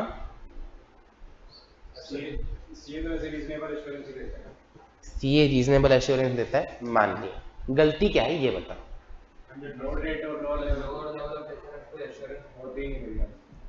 ख्याल मत सोचो, लॉजिक दो, बताओ लॉजिक दो। हाँ क्यों नहीं होती? होती है, लॉजिक के साथ बोलो, लॉजिक दो ना, क्यों नहीं होती? ऐसे थोड़ी ये नहीं होता वो नहीं होता, कोई ना कोई तो तुक्का बैठ ही जाएगा।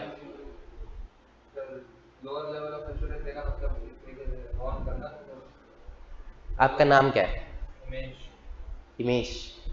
आपका आंसर तो ठीक है, तो आपको मैं चॉकलेट तो कल दे दूंगा, पर आप एक्सप्लेन नहीं कर पाए, तो सुनो एक्सप्लेनेशन क्या है। देखो, लोअर लेवल ऑफ अश्योरेंस, कवि क्या कहना चाहता है? वो तसल्ली देना भी चाहता है लेकिन उसके पास खुद ही तसल्ली नहीं है। What kind of sentence is this? Lower level of assurance, कि मैं 10% तसल्ली दे रहा हूं, क्या ये कोई सेंटेंस बना? तो लोअर लेवल जैसा कोई अश्योरेंस नहीं होता। अश्योरेंस का मतलब ही है तसल्ली देना। तुम सोचो, तुम सूट वूट पहन के गए C1 के और कह रहे हो कि मैं लोअर लेवल ऑफ अश्योरेंस दूंगा और मुझे इस काम के 10 लाख पैसे, 10 लाख रुपए चाहिए, मिलेंगे क्या? लोअर लेवल ऑफ अश्योरेंस नाम का कुछ होता ही, ठीक है। 3 तरह की अश्योरेंस बनेगी। एक एब्सोल्यूट, जिसमें हम 100% गारंटी, हम एक एक आइटम चेक करके बोलते हैं कि भैया सब सही है, हमने हर एक चीज चेक करी। दूसरा रीजनेबल, और तीसरा मॉडरेट अश्योरेंस। हम जो है सीएस जो है ऑडिट में रीजनेबल अश्योरेंस देते हैं, which is a high level of assurance but not absolute. Reasonable assurance बोले तो high level of assurance but not absolute. दोबारा, high level of assurance but not, ठीक है। Reasonable assurance is a high level of assurance, अच्छी खासी तसल्ली हम देते। क्यों हम एब्सोल्यूट क्यों नहीं दे सकते?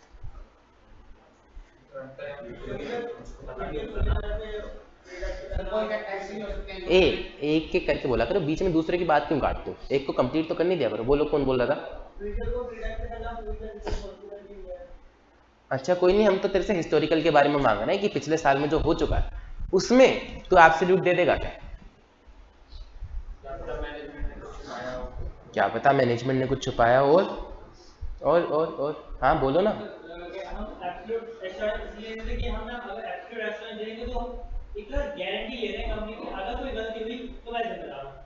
तो गारंटी क्यों नहीं दे सकते आप? आपको पैसे मिल रहे हैं।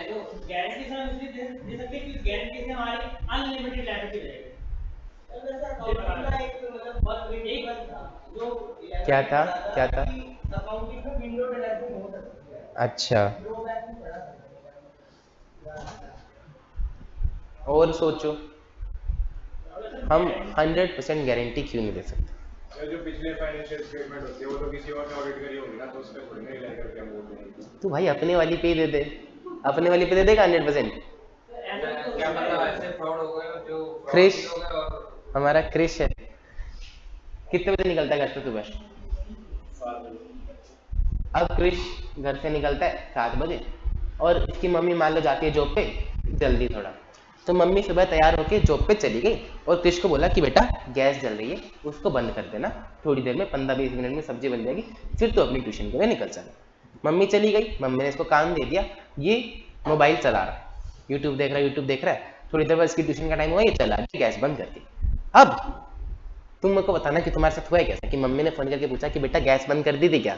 अब ये रास्ते में है, अब इसके दिमाग में चल रहा है कि गैस बंद करी थी क्या कि नहीं करी? हुआ ऐसा कभी? होता है कि गेट बंद कर दिया था क्या, गीजर बंद कर दिया था, गैस बंद। अब वो इतनी सी चीज हमें याद नहीं आ रही कि भाई करी है कि नहीं करी। अब ये क्या करेगा? अब ये बेचारा 2 किलोमीटर से वापस आएगा ये देखने कि भैया गैस बंद है कि नहीं है। अब सोचो, ऑडिटर ने 4 महीने लगा के 10 लोगों की टीम लगा के दिन रात फाइनेंशियल स्टेटमेंट्स का ऑडिट करा। आईसीआई के प्रेसिडेंट साहब आए, उन्होंने उसकी ऑडिट रिपोर्ट देखी, हाँ भाई ऑडिट करा तूने? हाँ जी। कह रहे सब सही है इसमें? कह रहा हाँ मैंने लिखा है सब सही है। कह रहे देख ले पक्का ना, कोई दिक्कत तो नहीं है? अब उसके मन में आ रहा है डाउट कि हो सकता है कोई दिक्कत रह गई हो, कोई एक आधी चीज रह गई हो। अब वो क्या करेगा? इसने तो वापस आके गैस देख ली, इसका तो 20 मिनट का काम था। ऑडिटर क्या टीम के साथ 4 महीने बैठ के वापस से ऑडिट करेगा क्या? पर डाउट तो आएगा उसको, जब भी उसको पूछेगा देख ले पक्का कर दी ना, उसको वही डाउट आता है यार हुई है कि नहीं हुई है ना। तो इसलिए ऑडिटर स्मार्ट है, वो इतना रिस्क लेता है नहीं, वो बोलता है कि भैया 90-95% इंश्योरेंस दे रहा हूँ सब ठीक है, इतने पे तो आप रिलाई कर सकते हो क्योंकि आपने अपनी टीम के साथ सब कुछ एविडेंस इकट्ठा किया, इसीलिए आप 100% एश्योरेंस देते ही नहीं। और भी बहुत सारी रीजंस हैं जिसकी वजह से आप 100% एश्योरेंस नहीं दे पाते। पहला रीजन, आप जो अकाउंटिंग पढ़ते आ रहे हैं 11वीं क्लास से लेके आज तक सी इंटर तक, उस प्रोसेस में कुछ कमियां हैं, और अब से आगे जो आप अकाउंटिंग पढ़ने वाले हो प्लस जो आप ऑडिटिंग पढ़ने वाले हो, उन दोनों ही चीजों में कुछ कमियां हैं अकाउंटिंग की प्रोसेस में और कुछ कमियां हैं ऑडिटिंग की प्रोसेस में। लाओ जरा चार्ट दिखाता हूं मैं तुम्हें,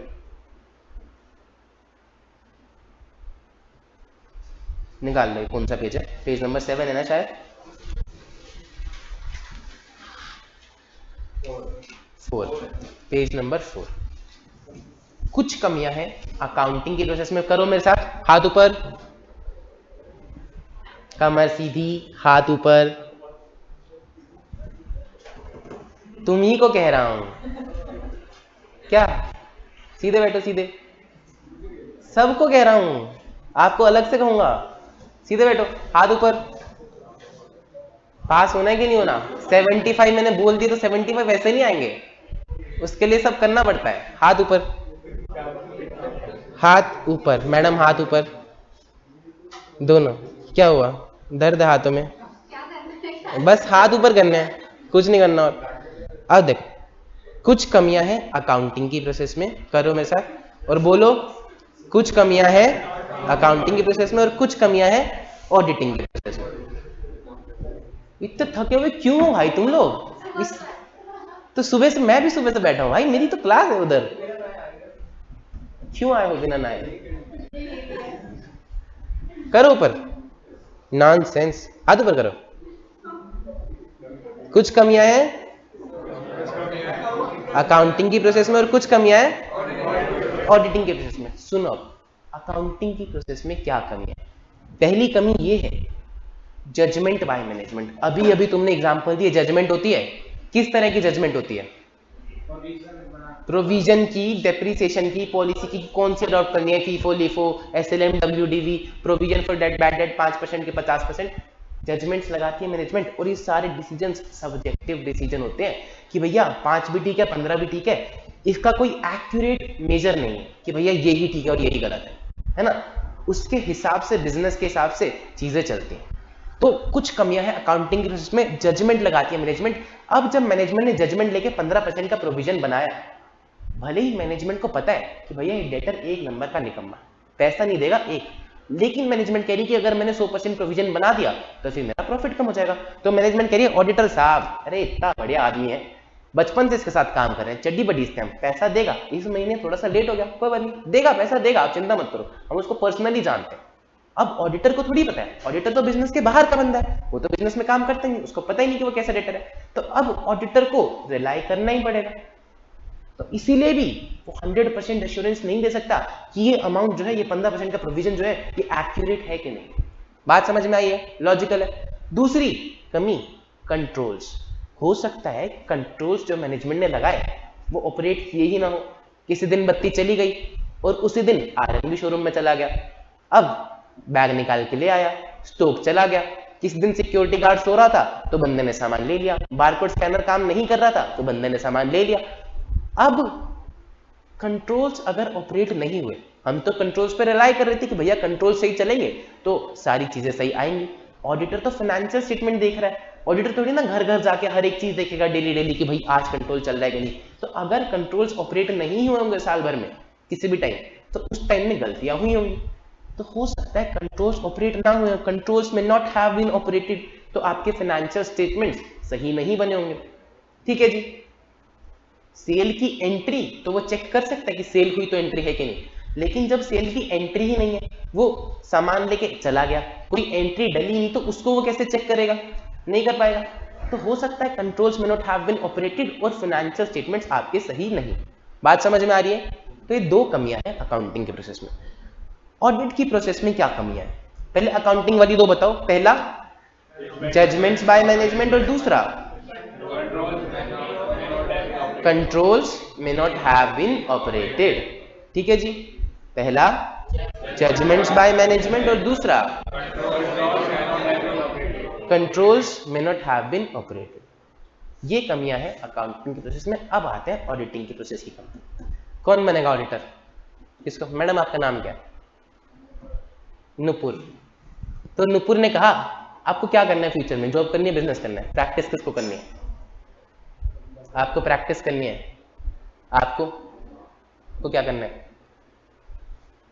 कि जहां जीवन ले जाएगा कर लेंगे, हम तो फकीर आदमी है, झोला उठाएंगे चल देंगे। पहले जो बाद में प्रैक्टिस, है ना? फुल मास्टर प्लान ऐसा किसी ने सोचा भी नहीं होगा आज तक। तो अब इसने सोचा कि मैं पहले जॉब करती हूँ, एक्सपीरियंस लेती हूँ और फिर करूंगी प्रैक्टिस, प्रैक्टिस करूंगी, नाम बनाऊंगी। तो ये अंबानी जी के पास गई, कही अरे अंबानी जी, माई सेल्फ सी ए नुपुर, सारे ऑडिटर्स आप दुनिया जहान में देख लो, आपको देंगे रीजनेबल एश्योरेंस, मैं आपको एब्सोल्यूट एश्योरेंस दूंगी, मैं आपकी एक एक एंट्री चेक करके आपको पूरी 100% गारंटी दूंगी, आप मेरे को अपना ऑडिट दो। ठीक है? अंबानी जी खुश। अंबानी जी ने कहा बिल्कुल जी, आप सीए हो, आपके पास डिग्री है, आप लो ऑडिट करो, आपके पास जॉब का एक्सपीरियंस भी, कोई दिक्कत नहीं, आप एब्सोल्यूट एश्योरेंस दे देना। अब रिलायंस में कितनी ट्रांजेक्शन होती होंगे दिन के? Any guesses? लाखों करोड़ों, बहुत ज्यादा ट्रांजेक्शन होती होंगी एक दिन की। अब नुपुर मैडम को चेक करनी है 365 दिन की ट्रांजेक्शन। रिलायंस कोई संडे को छुट्टी थोड़ी लेता है, कुछ एम्प्लॉइज की छुट्टी होती है, लेकिन बाकी सारी चीजें तो चलती रहती है, सिस्टम्स तो ऐसे ही चलते रहते हैं। अब 365 दिन की लाखों करोड़ों ट्रांजेक्शन इनको चेक करनी है, तो कैसे करोगे मैडम? तो नुपुर ने कहा अश्योरेंस तो मैं एब्सोल्यूट ही दूंगी, चाहे कुछ भी हो जाए। इसने हायर करे 10,000 सीए आर्टिकल, 10,000 सीए, सारे देश के सीएस को इसने जॉब दी कि आज मैं बनाऊंगी अपना नाम मार्केट में। तो 10,000 सीए आर्टिकल, 10,000 सीए हायर करके इसने बोला आक्रमण, और सब लोग टूट पड़े। अब सब ने मैनेजमेंट से छीन छीन के सारी फाइनेंशियल स्टेटमेंट्स चेक करनी चालू करी, एक एक एंट्री चेक करी। और 2 महीने बाद नुपुर आई अंबानी जी के ऑफिस में, एक टांग के ऊपर पैर रखे, पैर बैठिए, फिर अंबानी जी कहा था ना एब्सोल्यूट एश्योरेंस मैं आपको दूंगी, और आज मैं आपको एब्सोल्यूट एश्योरेंस दे रही हूं, मैंने आपकी सारी transactions A to Z check करी और कोई दिक्कत नहीं हुई। ठीक है जी। अंबानी जी बहुत खुश कि चलो हमारी एक एक ट्रांजैक्शन बहुत बढ़िया चल रही है, मेरा कोई नुकसान नहीं हो रहा, कोई एम्प्लॉय फ्रॉड नहीं कर रहा, बहुत खुश। कह रहे मैडम क्या सेवा की जाए बताओ? फीस पूछ रहे हैं, फीस पैर दबाने को नहीं पूछ रहे। फीस कितनी लोगे?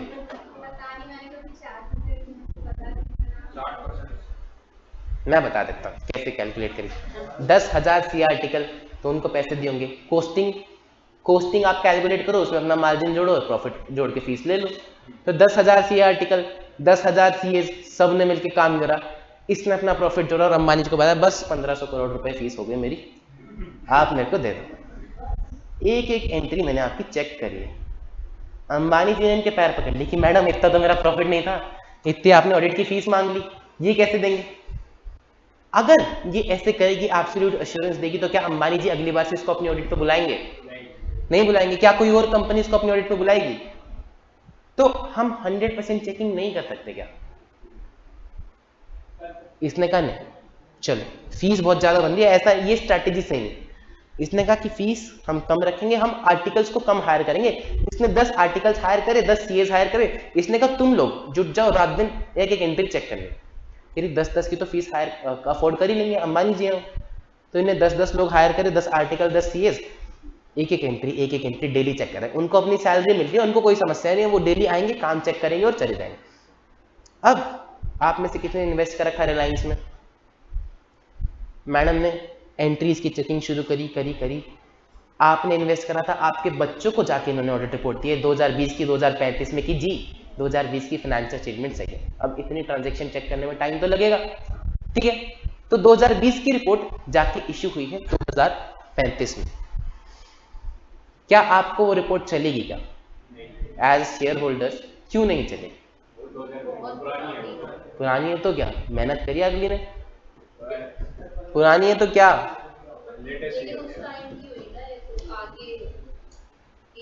अरे जिसको फ्रॉड करना होगा वो तो कर चुका होगा अब तक। अब हम 2020 की फाइनेंशियल स्टेटमेंट्स का क्या करना है ना? कंपनी डूब जाएगी अगर 15-15 साल में ऑडिट रिपोर्ट इश्यू होगी, इतने में तो जिसको फ्रॉड करके जाना होगा वो चला जाएगा। तो प्रैक्टिकल सा लग नहीं रहा है ना? हम क्या करते हैं फिर? हम सैंपल बेसिस पे ट्रांजैक्शंस को चेक करते हैं। क्यों नहीं प्रैक्टिकल लग रहा? समझ में आ गया? ठीक है जी। देखो ऑडिट की प्रोसेस में कुछ कमियां हैं, प्रैक्टिकल एंड लीगल लिमिटेशन। पहली बात तो कि भाई हम सिर्फ सैंपल बेसिस पे चेक करते हैं, हम 100% चेकिंग नहीं कर सकते। क्यों नहीं कर सकते? करेंगे या तो कॉस्ट बहुत ज्यादा बढ़ जाएगी या टाइम बहुत ज्यादा बढ़ जाएगा। सही है। दूसरा लीगल लिमिटेशन, हमें पता है कि हम मैनेजमेंट को फोर्स नहीं कर सकते, हम मैनेजमेंट से गीता पे हाथ रख के कसम नहीं खिला रखते कि भैया सच बोल, सच के सिवा कुछ मत बोलो, ओथ रिकॉर्ड नहीं कर सकते, हम उनके नीचे लगा नहीं सकते, कान के नीचे दोने लगा सकते, इंफॉर्मेशन जबरदस्ती छीन नहीं सकते, बात ठीक है। तो हो सकता है मैनेजमेंट हमें कुछ इंफॉर्मेशन दे ही ना, और जब हमें इंफॉर्मेशन मैनेजमेंट ने दी ही नहीं तो हम कैसे पता लगाएंगे कि वो इंफॉर्मेशन सही है कि नहीं है? बात समझ में आ रही है? फिर फ्रॉड अगर किसी ने किया होगा, अब हम चेक करेंगे सैंपल बेसिस पे। अगर फ्रॉड किसी ने किया होगा तो इसलिए क्या होगा कि एक ऑडिटर आएंगे, वो मुझे पकड़ेगी, फिर मैं धप्पा करूंगा। उसने छुपाया के किया होगा कि ये एक एक एंट्री, उसको भी पता है एंट्री कैसे डलती है, उसको भी पता है वाउचर कैसे लगते हैं, तो उसने एक एक एंट्री ऐसे डाली होगी, एक एक वाउचर वैसा लगा होगा जैसा आपको दिखना चाहिए। तो फ्रॉड अगर किया होगा तो बहुत ही केयरफुली सोफिस्टिकेटेड तरीके से किया होगा, और हो सकता है कि ऑडिटर उसको शायद पकड़ ना पाए। ठीक है, इसीलिए भी हम 100% गारंटी नहीं दे सकते। क्या पढ़ रहे हैं हम पढ़ रहे हैं लिमिटेशंस ऑफ ऑडिट। क्यों हम 100% गारंटी, एब्सोल्यूट अश्योरेंस नहीं दे सकते? फिर है फैब्रिकेटेड डॉक्यूमेंट्स, झूठे डॉक्यूमेंट्स। आपने अपने सीए इंटर में, सीए फाउंडेशन में कौन से सब्जेक्ट्स पढ़े, जरा बताना। Accounts, law, maths, economics. Inter में कॉस्ट, टैक्स, ऑडिट। कोई भी ऐसा सब्जेक्ट था क्या, फोरेंसिक इन्वेस्टिगेशन, जहां पर आपको बताया जाता है कि भैया फिंगरप्रिंट ऐसे चेक करते हैं, डॉक्यूमेंट ऐसे चेक करते हैं? अगर आपके सामने मैं दो हूबहू डॉक्यूमेंट रखूंगा तो आप कैसे पता लगा पाओगे कि भैया ये डॉक्यूमेंट असली और ये वाला नकली है? क्योंकि डॉक्यूमेंट्स तो आजकल प्रिंट होते हैं, प्रिंट तो कोई भी कर लेगा, फॉर्मेट तो कोई भी बना देगा। अगर मैं दो सेम डॉक्यूमेंट्स रखूं तो आप कैसे पता लगा पाओगे कि वो असली वाला और वो नकली वाला? ओरिजिन पे जाके चेक करेंगे, मतलब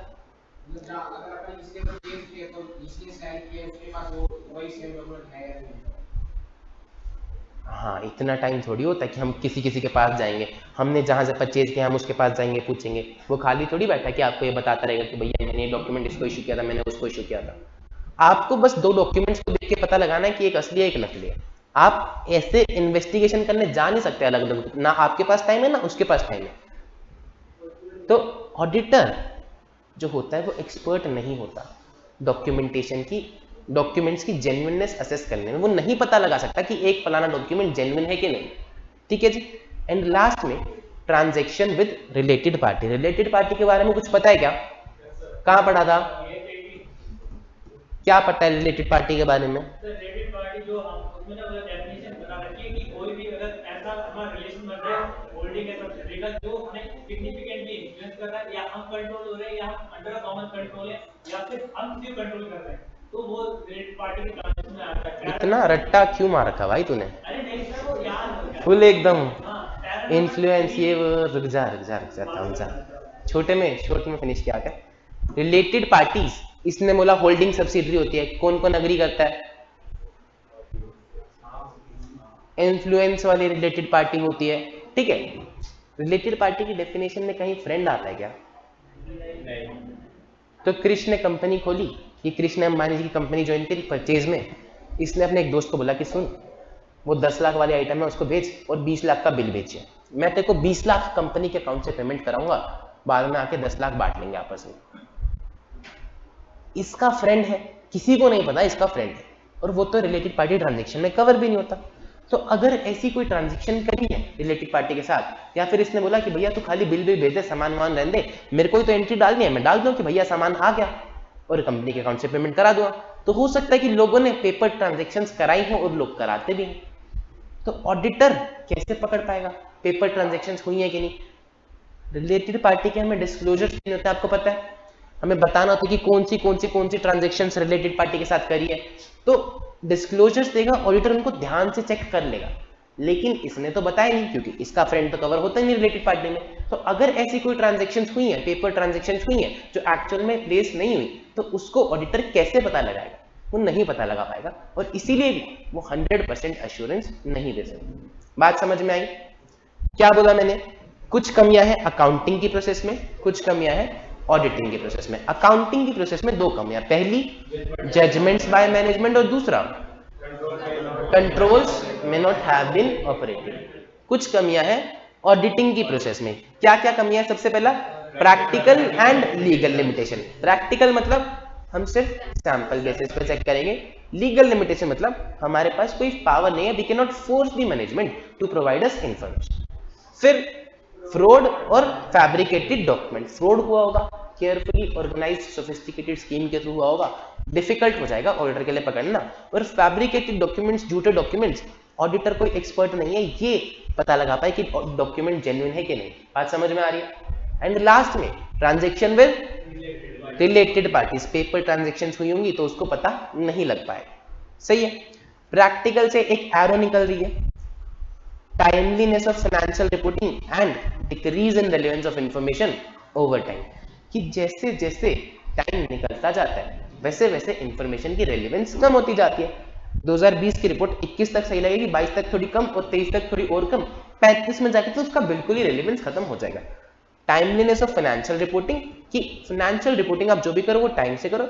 decrease in relevance of information over time, जैसे जैसे टाइम निकलता जाता है वैसे वैसे इंफॉर्मेशन का रेलेवेंस कम होता जाता है।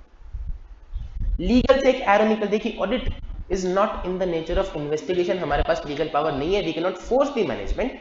एंड लास्ट में आप लोगों ने बोला था कि भैया फ्यूचर इवेंट्स होते हैं, बहुत अनसर्टेन होते हैं। अब जियो आया, उससे पहले सारी कंपनीज एकदम बढ़िया चल रही थी। जियो आया, 10 कंपनीज मार्केट से गायब ही हो गई। कोरोना आया, इतनी सारी कंपनीज जो अच्छी खासी चल रही थी कंपनी बंद ही हो गई। तो कल को क्या हो जाए? कल को अर्थक्वेक आ जाए, कल को कोरोना आ जाए, कल को कुछ और कॉम्पिटिटर आ जाए।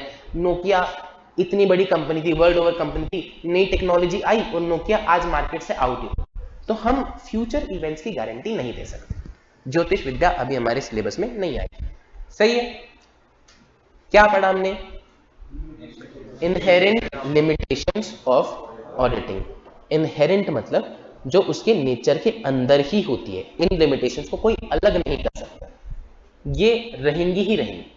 ठीक है जी। अब जरा सीधे हो जाओ, अब थोड़ी नौटंकी करने का टाइम आ गया है। हाथ ऊपर कर लो, हाथ ऊपर, सीधे बैठो। ये कौन सा हाथ ऊपर है? ये होता है हाथ ऊपर। हाथ ऊपर करो करो करो। क्या समस्या तुम्हें? सब तो कर रहे हैं। कुछ कमियां हैं अकाउंटिंग की प्रोसेस में, बोलो। कुछ कमियां हैं अकाउंटिंग की प्रोसेस में और कुछ कमियां हैं ऑडिटिंग की प्रोसेस में। अकाउंटिंग की प्रोसेस में कौन सी दो कमियां? हाथ ऊपर ही रखो। तुम क्यों नीचे कर रहे हो? तुमको शर्म क्या आ रही है? वीडियो में मैं देख रहा हूं, तुमको क्या समस्या है? तुम ये बताओ। ऐसी इतनी तो कोई इज्जत भी नहीं तुम्हारी मार्केट में कि तुम हाथ ऊपर करोगे तो इज्जत कम हो जा रही। शुरू से इनहेरेंट लिमिटेशंस ऑफ ऑडिटिंग। पहला पूरा सेंटेंस बोलो। कुछ कमियां हैं अकाउंटिंग की प्रोसेस में और कुछ कमियां हैं ऑडिटिंग की प्रोसेस में। अकाउंटिंग की प्रोसेस में दो कमियां। पहला judgement by management, controls may not have been operated. कुछ कमियां हैं ऑडिटिंग की प्रोसेस में। क्या कमियां? 3 कमियां। पहला practical and legal limitation. Practical के नीचे ब्रैकेट में क्या लिखा है? टेस्ट सैंपल्स ओनली, कि हम सैंपल बेसिस पे ही टेस्ट कर पाते हैं। लीगल के नीचे में क्या लिखा है? Can not force the management, कि हम मैनेजमेंट को फोर्स नहीं कर सकते to obtain information. Practical and legal limitation. फिर फ्रॉड और फैब्रिकेटेड डॉक्यूमेंट्स। फ्रॉड किया होगा तो केयरफुली ऑर्गेनाइज्ड और सोफिस्टिकेटेड स्कीम्स के थ्रू किया होगा। दूसरा फैब्रिकेटेड डॉक्यूमेंट्स, ऑडिटर एक्सपर्ट नहीं है कि वो डॉक्यूमेंट्स की जेन्युइननेस पता लगा पाए। एंड तीसरा transactions with related party. Practical से एक एरो निकल रही है, क्या क्या बोलती है वो? दो पार्ट्स में इसको बोलना, ऊपर वाला अलग नीचे वाला अलग। बोलो ऊपर वाला timeliness of financial reporting and decrease in relevance of information over. Legal से एक एरो निकल रही है, क्या क्या बोलती है? Not in the nature of investigation, कि हम ऐसे जा नहीं सकते, उनके कान के नीचे लगा नहीं सकते, हमको दायरे में रह के काम करना पड़ेगा। एंड लास्ट में घड़ी के साथ फ्यूचर इवेंट्स, कि कल को क्या होगा, फ्यूचर बहुत अनसर्टेन है, हमें नहीं पता। बात समझ में आई? पढ़ के देखते हैं नीचे इस पेज पे, यही सारी बातें कीवर्ड्स के साथ लिखी हुई हैं। inherent limitations of audit. The process of audit suffers from certain inbuilt limitations due to which an auditor cannot obtain an absolute assurance that financial statements are free from material misstatement due to fraud or error. बोलो मत, शांति से पढ़ो. The process of audit में कुछ certain inbuilt उसके अंदर की ही limitations है जिसकी वजह से एक ऑडिटर एब्सोल्यूट अश्योरेंस नहीं दे सकता है कि financial statement free from fraud और एरर है. ठीक है, पहली नेचर ऑफ फाइनेंशियल रिपोर्टिंग, यानी कि कुछ कमियां हैं अकाउंटिंग की प्रोसेस में. क्या कमियां है? One of the premises for conducting an audit, key management acknowledges its responsibility for preparation and presentation of financial statement in accordance with applicable FRS and for devising suitable control. Premises क्या था? Premises क्या था? कि हम जानने से पहले कुछ बेस फाउंडेशन बना के जाते हैं कि भैया ये चीजें अग्रीमेंट पे साइन कर दो. तो प्रेमाइसेस में क्या लिखा था कि management acknowledges it's responsibility for preparation of financial statement. Management मानती है कि ये उसकी जिम्मेदारी है फाइनेंशियल स्टेटमेंट्स को प्रिपेयर करना. बात समझ में आई? और उसी की जिम्मेदारी है for devising suitable internal control, कि कंट्रोल्स कौन लगाएगा? मैनेजमेंट लगाएगी, ताकि उसका बिजनेस सही चले और उसके फाइनेंशियल स्टेटमेंट्स सही बने. दूसरा कह रहा है कि जब मैनेजमेंट की जिम्मेदारी है फाइनेंशियल स्टेटमेंट्स बनाना, तो फाइनेंशियल स्टेटमेंट्स बनाते वक्त बहुत सारी जजमेंट लेती है मैनेजमेंट, एंड जजमेंट में इन्वॉल्व सब्जेक्टिव डिसीजन और अ डिग्री ऑफ अनसर्टेनिटी, कि ये भी ठीक है वो भी ठीक है. सब्जेक्टिव डिसीजंस यहाँ पर इन्वॉल्व होते हैं, अनसर्टेनिटी इन्वॉल्व होती है, जिसकी डेप्रिसिएशन का method, provision for bad debts. दूसरा हो सकता है कि कंट्रोल्स ऑपरेट ना किए हो. Controls may not have been operated to produce reliable financial information due to their own limitation. हमने कहा कि भैया परचेज डिपार्टमेंट अलग रहेगा, गुड्स रिसीव करने वाला अलग रहेगा, एक बंदा सामान मंगाएगा, एक बंदा रिसीव करेगा, अलग अलग, ताकि ऐसा ना कर पाए कि भैया तू सामान मत भेज, तू खाली बिल भेज और मैं पेमेंट करा देता. सामान वाले के पास आएगा सामान, तब जाके इसके पास बिल जाएगा, तब जाके ये पेमेंट करा पाएगा. लेकिन ये दोनों मिल गए, इन दोनों ने आपस में मिली बात करके सामान आया नहीं और पेमेंट करा दी. तो this is a failure of internal control. हो सकता है कि कंट्रोल्स ऑपरेट ना किए. बात समझ में आ रही है? आ रही है बात समझ में? Therefore, auditor may not be able to obtain absolute assurance कि financial statement free from material misstatements है due to fraud और error. क्या क्या चीजें पढ़ी हमने इसमें? देखो जी, सेम वही वाली कि कुछ कमियां हैं अकाउंटिंग की प्रोसेस में. अकाउंटिंग को हम फाइनेंशियल रिपोर्टिंग भी बोल सकते हैं. ठीक है, क्या कमियां हैं कि इसमें जजमेंट्स इन्वॉल्व होती है, सब्जेक्टिव डिसीजंस इन्वॉल्व होते हैं. दूसरा, कंट्रोल्स में नॉट हैव बीन ऑपरेटेड. हो सकता है कि कंट्रोल साल भर में ऑपरेट ना किए. कीवर्ड्स हो गए. फिर कुछ कमियां हैं, कुछ कमियां हैं ऑडिट की प्रोसेस में. क्या कमियां है? पहला, practical and legal limitation. Practical limitation क्या है कि भैया वो सारी transaction, he can not test all the transaction and balances, वो सिर्फ सैंपल बेसिस को चेक करके अपनी ओपिनियन देता है. दूसरा, लीगल लिमिटेशन क्या है? Auditor can not force the management to provide complete information. अगर उसको इंफॉर्मेशन नहीं मिलेगी वो ज्यादा से ज्यादा रिपोर्ट कर लेता है. तुमने मीम देखा है? ज्यादा से ज्यादा ये मेरा क्या कर लेंगे, तो ज्यादा से ज्यादा हम रिपोर्ट ही कर सकते हैं, हम कुछ और नहीं कर सकते. बात समझ में आई? ठीक है. दूसरा, फ्रॉड और फैब्रिकेटेड डॉक्यूमेंट्स. कह रहे हैं कि भैया मैनेजमेंट में डिसऑनेस्ट पीपल हो सकते हैं जो कि फ्रॉड में इन्वॉल्व हो. अगर वो फ्रॉड में इन्वॉल्व होंगे तो वो छुपाएंगे फ्रॉड को. It may be engaged in concealing. Concealing मतलब छुपाना. Concealing frauds by designing sophisticated and carefully organized schemes. कि बहुत ध्यान से करा गया फ्रॉड है, बहुत केयरफुली करा गया फ्रॉड है, जो कि हार्ड टू डिटेक्ट हो जाएगा कि भैया ऑडिटर उसको पकड़ नहीं पाएगा कि कहां फ्रॉड किया हुआ है. दूसरा, इट में प्रोड्यूस फैब्रिकेटेड डॉक्यूमेंट्स. फ्रॉड और फैब्रिकेटेड डॉक्यूमेंट्स दो चीजें पड़ी थी कि फ्रॉड किया होगा तो छुपाया भी होगा by carefully organized and sophisticated schemes. Plus management अगर फैब्रिकेटेड डॉक्यूमेंट्स देगी तो auditor is not an expert in the authentication of documents. Therefore, he may be led to accept invalid audit evidence on the basis of unauthentic documentation. कि management ने उसको झूठा documentation दिया और उसने मान लिया कि ठीक है मेरे पास एविडेंस आ गया, तो अगर झूठा डॉक्यूमेंट है तो वो पकड़ नहीं पाएगा. फिर ट्रांजैक्शन विद रिलेटेड पार्टी.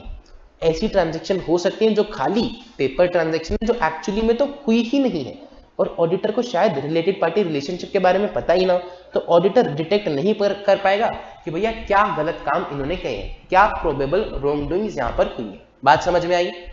फिर it is not in the nature of investigation, it is not an official investigation, इसीलिए वो कोई एब्सोल्यूट अश्योरेंस नहीं दे सकता कि financial statement free from material misstatements हैं ड्यू टू फ्रॉड और error. Next is timeliness of financial reporting and decrease in relevance of information over time. Practical से error निकल रही थी, timeliness of financial information and decrease in relevance of information over time, कि information की relevance time के साथ साथ घटती जाती है और ऑडिटर वेरीफाई नहीं कर सकता है ईच एंड एवरी मैटर को। Therefore, एक balance has to be stuck between reliability of information and cost of obtaining it, कि हमें कितना भरोसा करना है उसमें एक बैलेंस, और कितनी कॉस्ट में वो भरोसा करना है उसमें भी एक बैलेंस। फिर फ्यूचर इवेंट्स और condition may affect an entity adversely. Adverse events may seriously affect the entity's ability to continue its business. The business may cease to exist in a future due to change in market condition. हो सकता है market में कुछ changes आ जाए, कोई नया business model आ जाए, कोई नए बिजनेस प्रोडक्ट्स आ जाए, जैसे सैमसंग आया था नोकिया के लिए, ठीक है, कोई एडवर्स इवेंट हो जाए, कोरोना आ जाए, लैंडस्लाइड आ जाए, बाढ़ आ जाए, कुछ भी आ जाए, तो कल को क्या होगा ऑडिटर नहीं बता सकता है। बात समझ में आई? अब जरा एक पूरा चार्ट देखो, अब ये पूरा पेज है, ये अगर आपके पेपर में आएगा तो आप क्या पूरी की पूरी लैंग्वेज रट्टा मार के लिखोगे? कैसे लिखोगे? Keywords same to same, underline, plus में ब्लैक वाली अपनी लैंग्वेज में लिख सकते हो। समझ आप लोगों को आई है, अंग्रेजी आप लोगों को आती है, ठीक है जी। हेडिंग्स हमने याद कर ही लिए, कीवर्ड्स हमने याद कर ही लिए, तो जरा एक बारी इसको हटाते हैं। अब मुझे बता दो चार्ट में क्या लिखा था। हाथ ऊपर, कमर सीधी। क्या पढ़ रहे हैं हम लोग? Inherent limitations of audit. Answer के साथ साथ क्वेश्चन भी पता होना चाहिए। वहां पे लिखा है इनहेरेंट लिमिटेशन ऑफ ऑडिट, वहां पे मेरी फोटो नहीं छुपेगी कि ऐसे करो, उसमें क्या था, ठीक है, तो क्वेश्चन पता होना चाहिए। This is inherent limitations of auditing. क्यों नहीं दे सकते हम 100% अश्योरेंस? बताओ, करो। कुछ कमियां हैं अकाउंटिंग की प्रोसेस में, इसको हम बोलेंगे नेचर ऑफ फाइनेंशियल रिपोर्टिंग, कि फाइनेंशियल रिपोर्टिंग का नेचर ही ऐसा है, और कुछ कमियां हैं ऑडिट की प्रोसेस में। यहां पर 2, यहां पर 3, यहां पर 2 कौन सी? पहली जजमेंट्स बाय मैनेजमेंट, और एक और चीज लिखी हुई है चार्ट में, सब्जेक्टिव डिसीजंस, सब्जेक्टिव डिसीजंस। दूसरा, controls may not have been operated, ठीक है। फिर कुछ कमियां हैं ऑडिटिंग की प्रोसेस में, 3, कौन सी? लीगल एंड प्रैक्टिकल लिमिटेशंस, दूसरा फ्रॉड और फैब्रिकेटेड डॉक्यूमेंट्स, और तीसरा transaction with related party. Practical के नीचे क्या लिखा है? Test sample only. लीगल के नीचे क्या लिखा है? Can not force the management. Practical से क्या एरर निकल रही है? Which is timeliness of financial reporting and decrease in relevance of information over time. Legal से भी एक एरर निकल रही है, not in the nature of investigation. And last में घड़ी के साथ फ्यूचर इवेंट्स, कि कल को क्या होगा ऑडिटर उसकी जिम्मेदारी नहीं ले सकता है। कोई और दिक्कत परेशानी एक बारी पढ़ के देख लो, कोई भी शब्द में, कोई भी लाइन में, कुछ भी, एनीथिंग, बेझिझक यू कैन आस्क मी।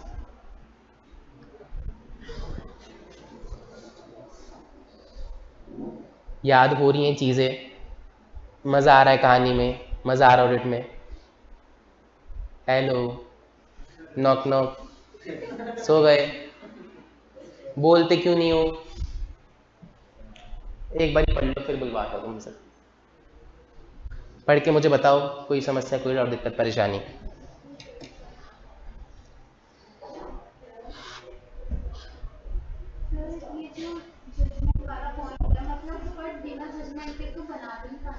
हाँ, तो हम तो कह ही नहीं रहे बिना जजमेंट के बनाना, हम तो ये कह रहे हैं कि जजमेंट होती है तो हम कोई एक्यूरेट आंसर नहीं बता सकते कि भैया यहाँ पे 10,000 ही होना चाहिए था, यहाँ पे 10% ही होना चाहिए था, SLM इतने % से लगना चाहिए था, WD भी इतने % से लगना चाहिए था।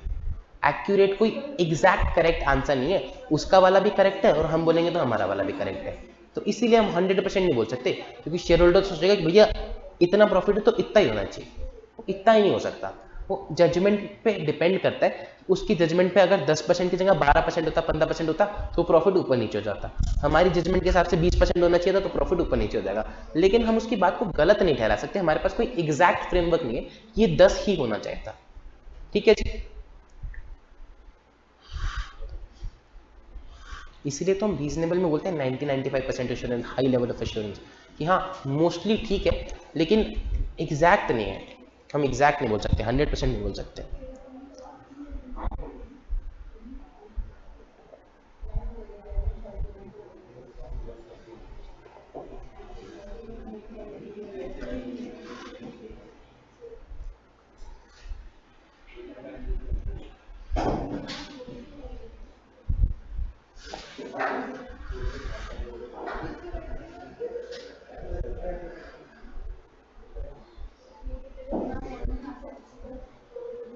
पढ़ लो तो बता देना।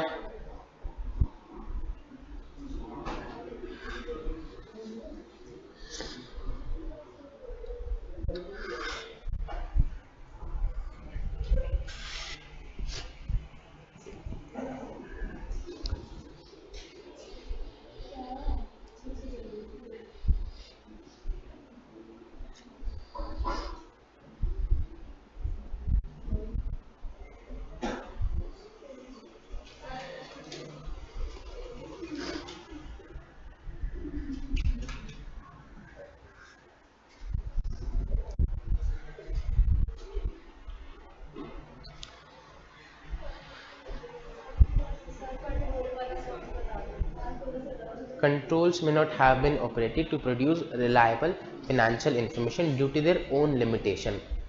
कंट्रोल्स की अपनी भी खुद की कुछ लिमिटेशन होती है कि भैया हमने अलग अलग ड्यूटीज तो कर दी, लेकिन अब वो दोनों बंदे ही मिल गए आपस में, तो फिर कंट्रोल क्या करेगा? हमने लगा तो दिए सेंसर्स, लेकिन वो सेंसर की लाइट ही चली गई, तो अब क्या कर सकता है कंट्रोल? वो बारकोड स्कैनर काम ही नहीं कर रहा, तो उसने पेन से लिख के बिल बना दिया और उसको सम्मान दे दिया, तो कंट्रोल की धज्जियां उड़ गई। तो कंट्रोल्स की खुद की भी कुछ लिमिटेशन होती है कि वो 100% टाइम ऑपरेट नहीं कर सकते, तो इसीलिए भी हम 100% अश्योरेंस नहीं दे सकते कि सब कुछ ठीक ही होगा।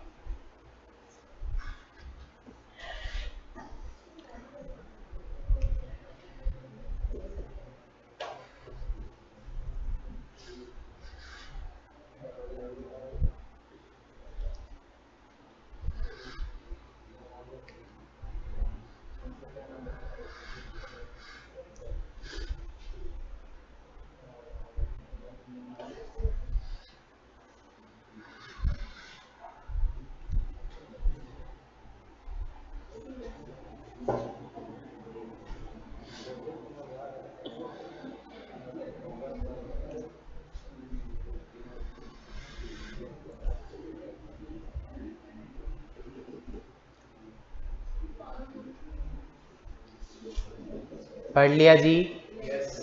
तो कौन बोलेगा कि मैं बैठा तुमको देखता रहूं कि पढ़ लिया ही होगा? कल तुम मुझे कह रहे थे कि ऑडिट बोरिंग होता है, आज बोरिंग लगी क्या क्लास? रो लिए क्या आज तुम? हाँ, रो तो लिए ही होगे, बार बार ऊपर हाथ कराए हैं, इधर उधर डांस कराया तुमसे, याद हो रही हैं चीजें क्लास में ही, घर जाके तो अभी तुम खोल भी नहीं रहे हो, और बहुत सारी चीजें क्लास में ही याद होंगी, डू नॉट वरी। ठीक है जी, अब पास होना मुश्किल लग रहा है क्या? यस सर, कौन है, कौन है, कौन है ये? अरे कोई भी था तो बोलो, लग रहा है तो। कौन था, आप थे? कोई बात नहीं, चलो जी, अब हम ब्रेक ले रहे हैं 15 मिनट का, आप जाओ और हम वापस मिलते हैं 15 मिनट बाद। 2 बजे क्यों होगी, 2:30 बजे होगी ना?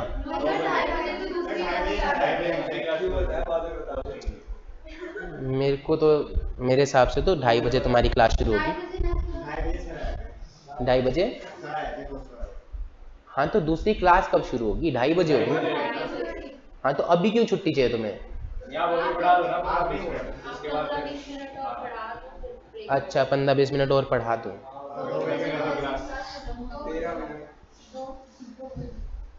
ठीक है जी, ठीक है, ठीक है, फिर आज हमारी क्लास शुरू भी तो लेट हुई थी। चलो जी, आ जाओ।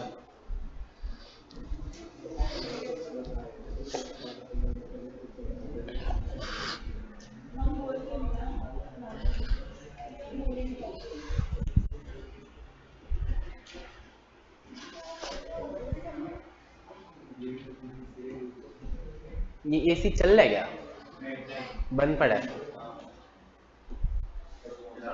ना ना ना ना ना। अरे रुक जाओ भाई, रुक जाओ। मैं तो एग्जाम्पल सोच रहा था भाई, इसी का मेरे से कोई मतलब नहीं। अच्छा तुम मुझे ये बता, ये जिस बिल्डिंग में तुम बैठे हो इसकी क्या वैल्यू होगी? सोचो, हाथ ऊपर करके बताना, अलग अलग लोग।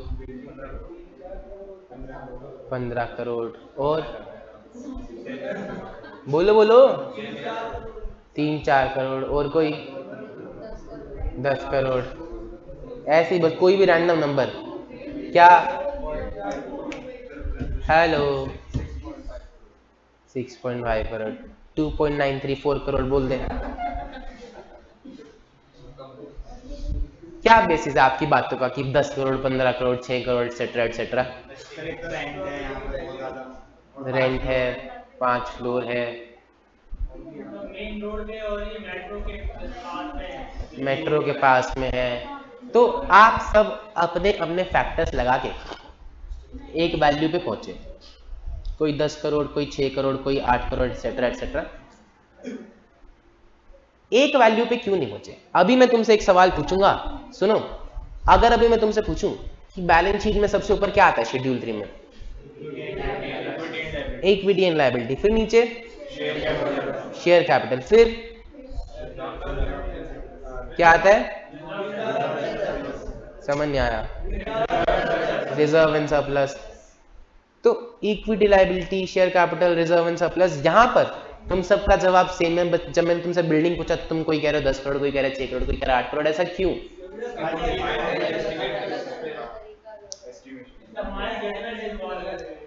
एस्टिमेट के बेसिस पे इसका जवाब नहीं है। इसका जवाब ये है कि क्योंकि हमने तुम्हें बिल्डिंग की वैल्यू सिखाई नहीं, हमने तुम्हें शेड्यूल 3 सिखाया है।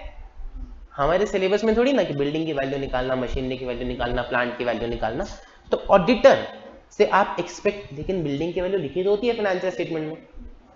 तो मैनेजमेंट ऑडिटर से ये नहीं कह सकती कि साहब देखो ये बिल्डिंग की वैल्यू एक बार देख के बताना जरा, 10 लाख सही लग रही है कि नहीं लग रही, 10 करोड़ सही लग रही है कि नहीं लग रही। ऑडिटर के स्कोप में क्या क्या चीजें नहीं आती। Auditor is not expected to perform duties which fall outside the domain of his competence. जैसे कि फिजिकल कंडीशन। अरे कौन बोल रहा है बीच में? चुप हो जाओ, पढ़ लो। Physical condition of certain assets like that of a machinery or suitability and life of a civil structure like building cannot be determined by him। अब मैं तुमसे पूछूंगी बिल्डिंग कितने दिन और खड़ी रहेगी, तो वहां भी तुम सबके अलग अलग जवाब आएंगे। जिसको छुट्टी चाहिए होगी वो बोलेगा सर अभी गिरने ही वाली है, जल्दी छुट्टी कर दो। तो ऑडिटर से ये एक्सपेक्ट नहीं किया जा सकता कि वो आपको देख के बताए कि भैया आपकी मशीनरी कितने टाइम चलेगी, आपकी बिल्डिंग की क्या वैल्यू है, etcetera etcetera. This is not our circle of competence. बात समझ में आती है? फिर दूसरा तो आपको पता ही है कि he is not in an expert in authentication of document. Documentation की जेन्युइननेस वो ऑथेंटिकेट नहीं कर सकता क्योंकि वो इस फील्ड का एक्सपर्ट नहीं है। इसके लिए अलग से फील्ड होती है फोरेंसिक अकाउंटिंग, जहां पर हम ये सारी चीजें देखते हैं, फोरेंसिक इन्वेस्टिगेशन। फिर audit is not an official investigation into alleged wrong doing. उसके पास कोई स्पेसिफिक लीगल पावर नहीं है, ना ही सर्च की, ना ही स्टेटमेंट्स रिकॉर्ड करने की, ना ही विटनेस करने की, गीता पे हाथ रख के कसम खिलाने की। ऐसी कोई भी लीगल पावर उसके पास नहीं है जो कि एक इन्वेस्टिगेशन के लिए जरूरी होती है। बात समझ में आई? तो ये 3 चीजें ऑडिटर के स्कोप के बाहर है, outside the domain of competence. क्या क्या? पहला, फिजिकल स्ट्रक्चर को, फिजिकल कंडीशन देख के उसकी वैल्यू बताना। दूसरा, ऑथेंटिकेशन ऑफ डॉक्यूमेंट्स। एंड तीसरा, ऑफिशियल इन्वेस्टिगेशन नहीं है। ये सारी चीजें उसके कॉम्पिटेंस के बाहर है, उसके स्कोप के बाहर है। कोई डाउट, दिक्कत, परेशानी? समझ में आया? ये आपको समझ में आते सारी चीजें? फिर आगे बढ़ते हैं, चलो।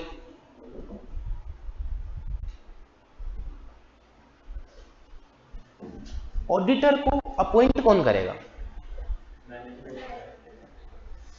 मैनेजमेंट। कल तो हमने कहा था कि भाई मैनेजमेंट के बाहर का बंदा होना चाहिए। अंबानी जी अपॉइंट करेंगे तो फिर धमकी देंगे ऑफिस में बुला के कि पैसे नहीं चाहिए क्या? कौन अपॉइंट करेगा? Share holder. और किसी का कोई जवाब? अच्छा ये तो तुम पढ़ के आए हो ना लो में कि मैं, अच्छा छोड़ दो, जो पढ़ के आए हो सब छोड़ दो, लॉजिक सोचो। किसको ट्रस्ट बढ़ाना अपना, जिसका कुछ पैसा वैसा लगा हुआ है, ठीक है। और वो खाली शेयर होल्डर नहीं है, वो शेयर होल्डर्स थे, बैंक था, बैंक को अपना ट्रस्ट बढ़ाना था, लेकिन ऑडिटर्स को अपॉइंट करते हैं ओनर्स। अब उसको बैंक से लोन चाहिए तो इसीलिए वो अपॉइंट करेगा कि भैया तू इसको बैंक वाले को ऑडिट रिपोर्ट दे दे। बात समझ में आई? तो ऑडिटर को अपॉइंट करेंगे ओनर्स। कंपनी के केस में ओनर्स कौन होते हैं? Shareholders. देखो, generally an auditor is appointed by owners और in some cases by constitutional और governmental authorities in accordance with applicable laws and regulation. Example, company के केस में शेयर होल्डर, गवर्नमेंट कंपनीज के case में CAG. CAG पता है क्या होता है? Controller and auditor general of India. ये जितनी भी गवर्नमेंट कंपनीज है उनके लिए ऑडिटर अपॉइंट करके देता है। फर्म के केस में ओनर्स कौन होते हैं? पार्टनर्स, ठीक है। और ऐसी भी कोई सिचुएशन हो सकती है जब गवर्नमेंट अथॉरिटी खुद अपॉइंट करे, जैसे कि किसी का फ्रॉड सस्पेक्ट किया या फिर गवर्नमेंट को लगता है कि भैया कोई और ऑडिटर नहीं मिल रहा, तो गवर्नमेंट खुद कहती है कि भैया तुम इस कंपनी का ऑडिट करोगे, ठीक है जी। तो गवर्नमेंट भी आपको अपॉइंट कर सकती है। अब ऑडिटर ऑडिट करने के बाद रिपोर्ट किसको देगा? जिसने उसको अपॉइंट किया, ओनर्स को। तो कंपनी के केस में शेयर होल्डर को, और फर्म के केस में पार्टनर्स को, जिसने उसको एंगेज किया, ठीक है जी। अच्छा, सीए करने के क्या क्या फायदे हैं जरा मुझे बताना। पैसा मिलता है, और रेपुटेशन का क्या करोगे तुम? क्या करोगे रेपुटेशन का?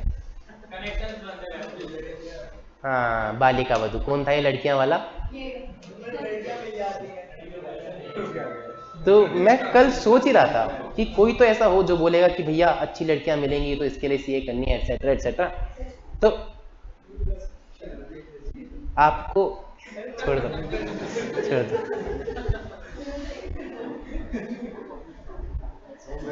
सुनो सुनो सुनो सुनो। तो अरे, जब वो मिलान किया जाता है लड़के लड़की का, तो उसमें क्या मिलाए जाते हैं? 36 गुण। तो आईसीआई ने बता दिया है कि एक ऑडिटर जब आप बन जाते तो उसके अंदर ना 36 गुण होते हैं। अब वो सारे गुण यहाँ पे उसने गुणगान कर दिए, या आपको रट्टा मारना पड़ेगा, ठीक है। जितने भी शब्द उसको डिक्शनरी में से मिले, भैया ये सेक्सी लग रहा है, ये बढ़िया लग रहा है, सब उसने यहाँ पे डाल दिए। ये देखो, एक ऑडिटर, सुनो सुनो सुनो, अभी तुम्हें पता लगेगा, देखो सुन लोगे। Auditor is concerned with the reporting on financial matters of business and other institutions. Financial matters inherently are to be said with the problems of human fallibility, errors and frauds are frequent. कह रहे कि भैया auditor का काम है financial matters पे report करना। और फिनेंशियल मैटर, पैसे का चक्कर बाबू भैया ऐसा ही होता है कि कहीं कहीं एरर मिलते हैं, कहीं कहीं फ्रॉड मिलते हैं, और बहुत फ्रीक्वेंटली मिलते हैं। तो एक ऑडिटर के पास क्या क्या गुण होने चाहिए? अब देखना, एक ऑडिटर के पास गुण होने चाहिए टैक्ट। टैक्ट बोले तो कि लोगों के साथ डील कर सके बिना उन्हें ऑफेंड करे हुए। क्वेश्चन, बहुत ध्यान से अपना काम कर सके। फर्मनेस, अपने डिसीजन पे अडिग रहे। Good temper. इंटीग्रिटी, इंटीग्रिटी बोले तो ऑनेस्टी। डिस्क्रिशन, यानी कि खुद के डिसीजन खुद ले। I am an independent women types. Industry judgement, की इंडस्ट्री में क्या चल रहा है उसकी उसको नॉलेज होनी चाहिए। पेशेंस, क्लियर हेडेडनेस, उसके दिमाग में कचरा नहीं होना चाहिए कि ये करूं कि वो करूं। Reliability are some of the qualities. ये तो सिर्फ कुछ ही क्वालिटीज हैं, अभी और आएंगे, विच एन ऑडिटर शुड हैव। कह रहे हैं इन शॉर्ट सारी पर्सनल क्वालिटीज जिससे कि एक गुड बिजनेसमैन बनता है, उसी से एक गुड ऑडिटर बनता है। कह रहा है he must have shine of culture. मैं कह रहा था ना, जो जो इनको बढ़िया लग रहा है सब डालते जा रहे हैं। परंपरा, प्रतिष्ठा, अनुशासन, shine of culture for attaining great height. He should have the highest degree of integrity backed by adequate independence. कि वो सत्यवादी हरिश्चंद्र जैसी हाईएस्ट डिग्री ऑफ इंटीग्रिटी हो, इंडिपेंडेंट हो पूरा, किसी से भी इन्फ्लुएंस ना हो। The auditor who holds a position of trust must have the basic human qualities apart from the technical requirement और प्रोफेशनल ट्रेनिंग एंड एजुकेशन। ये जो मैं आपको पढ़ा रहा हूँ, एजुकेशन, जो आर्टिकलशिप में जाके आप ट्रेनिंग करोगे, कह रहा है उसके अलावा भी ये जो ऊपर कुछ बताई है सिर्फ बेसिक ह्यूमन क्वालिटीज, ये तो आपके अंदर होनी ही चाहिए।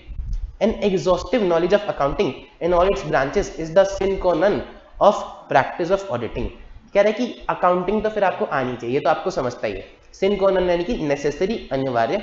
He must know thoroughly all accounting principles and techniques. ठीक है, समझ में आया? इतने 36 गुण आपके अंदर होने चाहिए। कितने आपने?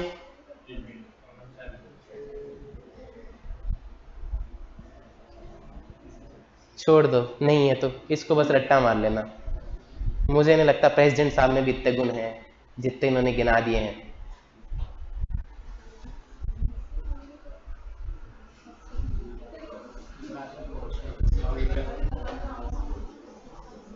देख रहा हूँ कुछ और करा दूं क्या, रहने देते हैं चलो। हाँ तो एक बार ही सुनाओगे तो सही जो आज किया है सारा कुछ। तो करा नहीं रहा तो सुनूंगा तो सही, ऐसे सुने बिना नहीं जाने देता मैं। क्या क्या किया आज हमने, कल क्या किया था हमने किया था meaning and nature of auditing. कल हमने किया था कि हाउ डज ऑडिटर इंश्योर कि फाइनेंशियल स्टेटमेंट किसी को मिसलीड नहीं करेगी। क्या था इसमें, चार्ट बना था इसमें, क्या था बताना जरा। Statement of account present true and fair picture, present से क्या रो, ट्रू एंड फेयर से क्या रो। प्रेजेंटेशन कैसी होनी चाहिए, clear and unambiguous. Clear and unambiguous कब होगी, जब classified, describe, disclose as per accounting standard. छुट्टी के नाम पे कितना बोल रहे हैं। प्रेजेंटेशन हो गया, true and fair. True and fair से एक एरो निकलती थी, क्या था, अकाउंट्स। एंट्रीज के हिसाब से बने होनी चाहिए विद रेफरेंस टू एंट्रीज, और एंट्रीज सारी होनी चाहिए और सही होनी चाहिए। सारी बोले तो नन शुड बी ओमिटेड, और सही सही बोले तो sufficient and appropriate audit evidence. ठीक है जी, ये अभी हमने थर्ड वाला नहीं पढ़ा है। ऑब्जेक्टिव्स ऑफ ऑडिट पढ़े थे, दो ही ऑब्जेक्टिव है, क्या, तसल्ली लेना और तसल्ली देना। तसल्ली लेना को इंग्लिश में कैसे लिखोगे, समझ नहीं आया,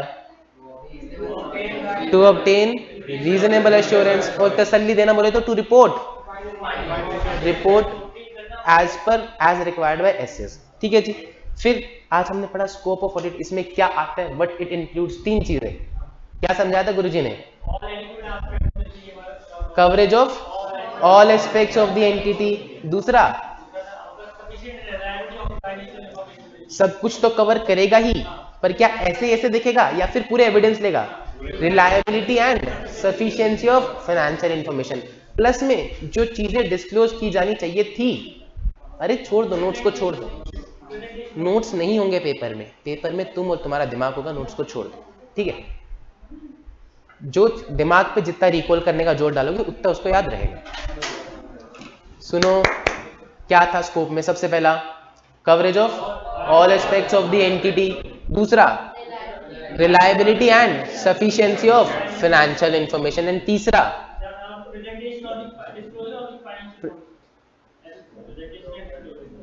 proper disclosure of financial information. ठीक है जी, but it does not include में तीन चीजें थी। क्या तीन चीजें थी, एक तो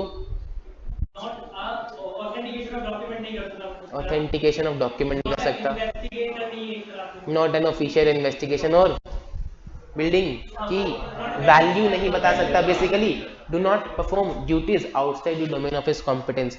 ऑडिट वर्सेस इन्वेस्टिगेशन क्या फर्क होता है, प्री कंसीव्ड नोशन किस में होता है, इन्वेस्टिगेशन में। पावर किसके पास होती है, लीगल पावर, इन्वेस्टिगेशन में। ऑडिटर का क्या ऑब्जेक्टिव होता है, to obtain reasonable assurance. Inherent limitations of auditing क्या था इसमें, कुछ कमियां हैं, कुछ कमियां इनहेरेंट। मैं बढ़ूंगा ही नहीं आगे जब तक सारे नहीं करोगे, बैठे रहो, खाली हूं मैं तो, मेरा तो बैच खत्म। इनहेरेंट लिमिटेशंस ऑफ ऑडिटिंग, कुछ कमियां हैं अकाउंटिंग की प्रोसेस में और कुछ कमियां हैं। अकाउंटिंग की प्रोसेस में कौन सी दो कमियां, जजमेंट बाय मैनेजमेंट और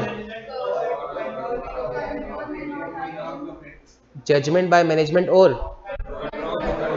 कंट्रोल्स में नॉट हैव बीन ऑपरेटेड। कुछ कमियां हैं, ऊपर कर लो, वापस ऊपर कर लो। कुछ कमियां हैं ऑडिटिंग की प्रोसेस में, तीन कमियां। कौन सी तीन कमियां, practical and legal limitation, fraud और fabricated document, transaction with related party. Practical से एक एरो निकलती थी, क्या बोल रही थी, timeliness of financial reporting and decrease in relevance of information over time. Legal से भी तो एक एरो निकलती थी, not in the nature of investigation and घड़ी के साथ फ्यूचर इवेंट्स। ठीक है, एंगेजमेंट क्या होती है हमने पढ़ाई नहीं। बेनिफिट्स ऑफ ऑडिट क्या थे, शेयर होल्डर्स को क्या benefit? It gives confidence to users. Confidence क्यों आता है? क्योंकि ऑडिट एक इंडिपेंडेंट, क्योंकि ऑडिट एक इंडिपेंडेंट मैकेनिज्म है। फिर अंबानी जी को एम्प्लॉइज पे शक था, तो अब it will act as a moral check on employees. उसको बैंक पैसे नहीं देता, तो अब relied upon by bankers and lenders. सारा मामला क्यों शुरू हुआ था? फ्रॉड और एरर। तो it will help detect fraud और एरर। अगर फ्रॉड एरर नहीं है तो पॉइंटिंग आउट डेफिशिएंसीज। और सबको देख के खुश कौन हो रहा था? Help determining tax liabilities. Benefits हो गए। उसके बाद ऑडिट मैंडेटरी है वॉलेंटरी है? ऐसे लिखते हैं it is not always legally mandatory. कुछ केसेस में मैंडेटरी भी है, चाहे तो कंपनी के केसेस में, और जब एक सर्टेन थ्रेशोल्ड लिमिट के ऊपर आपकी इनकम जाती है। कौन अपॉइंट करता है? ओनर्स। कंपनी के केस में सीए, गवर्नमेंट कंपनी के केस में, फर्म के केस में, और कभी कभी गवर्नमेंटल अथॉरिटीज भी। किसको रिपोर्ट वो देगा? कंपनी के केस में, कंपनी के केस में शेयर होल्डर को, पार्टनरशिप फर्म के केस में पार्टनर्स को। क्वालिटीज तो मेरे को भी याद नहीं हुई आज तक, तुम देख लेना, और बाकी का तो हमने पढ़ा ही नहीं है। ठीक है जी, ओके जी, याद हो रहा है, मजा आ रहा है। हम मिलते हैं कल की क्लास में। Goodbye, take care. Interesting लग रहा है? इतना इंटरेस्टिंग और कोई सब्जेक्ट तो होगा नहीं तुम्हारे यहाँ पे कि है? कॉस्ट अकाउंटिंग इंटरेस्टिंग है, इजी है, इंटरेस्टिंग नहीं है। वही नहीं, अलग अलग बात है। चलो जी, कल मिलते हैं हम आपसे सेम टाइम पे, सेम टाइम सेम जगह, और बाकी का चैप्टर कल हम फिनिश कर लेंगे। ठीक है जी, मैं हर रोज तुम्हारे जाने का इंतजार करता हूँ, फिर मेरे को याद आता है मेरे को दफा होना है।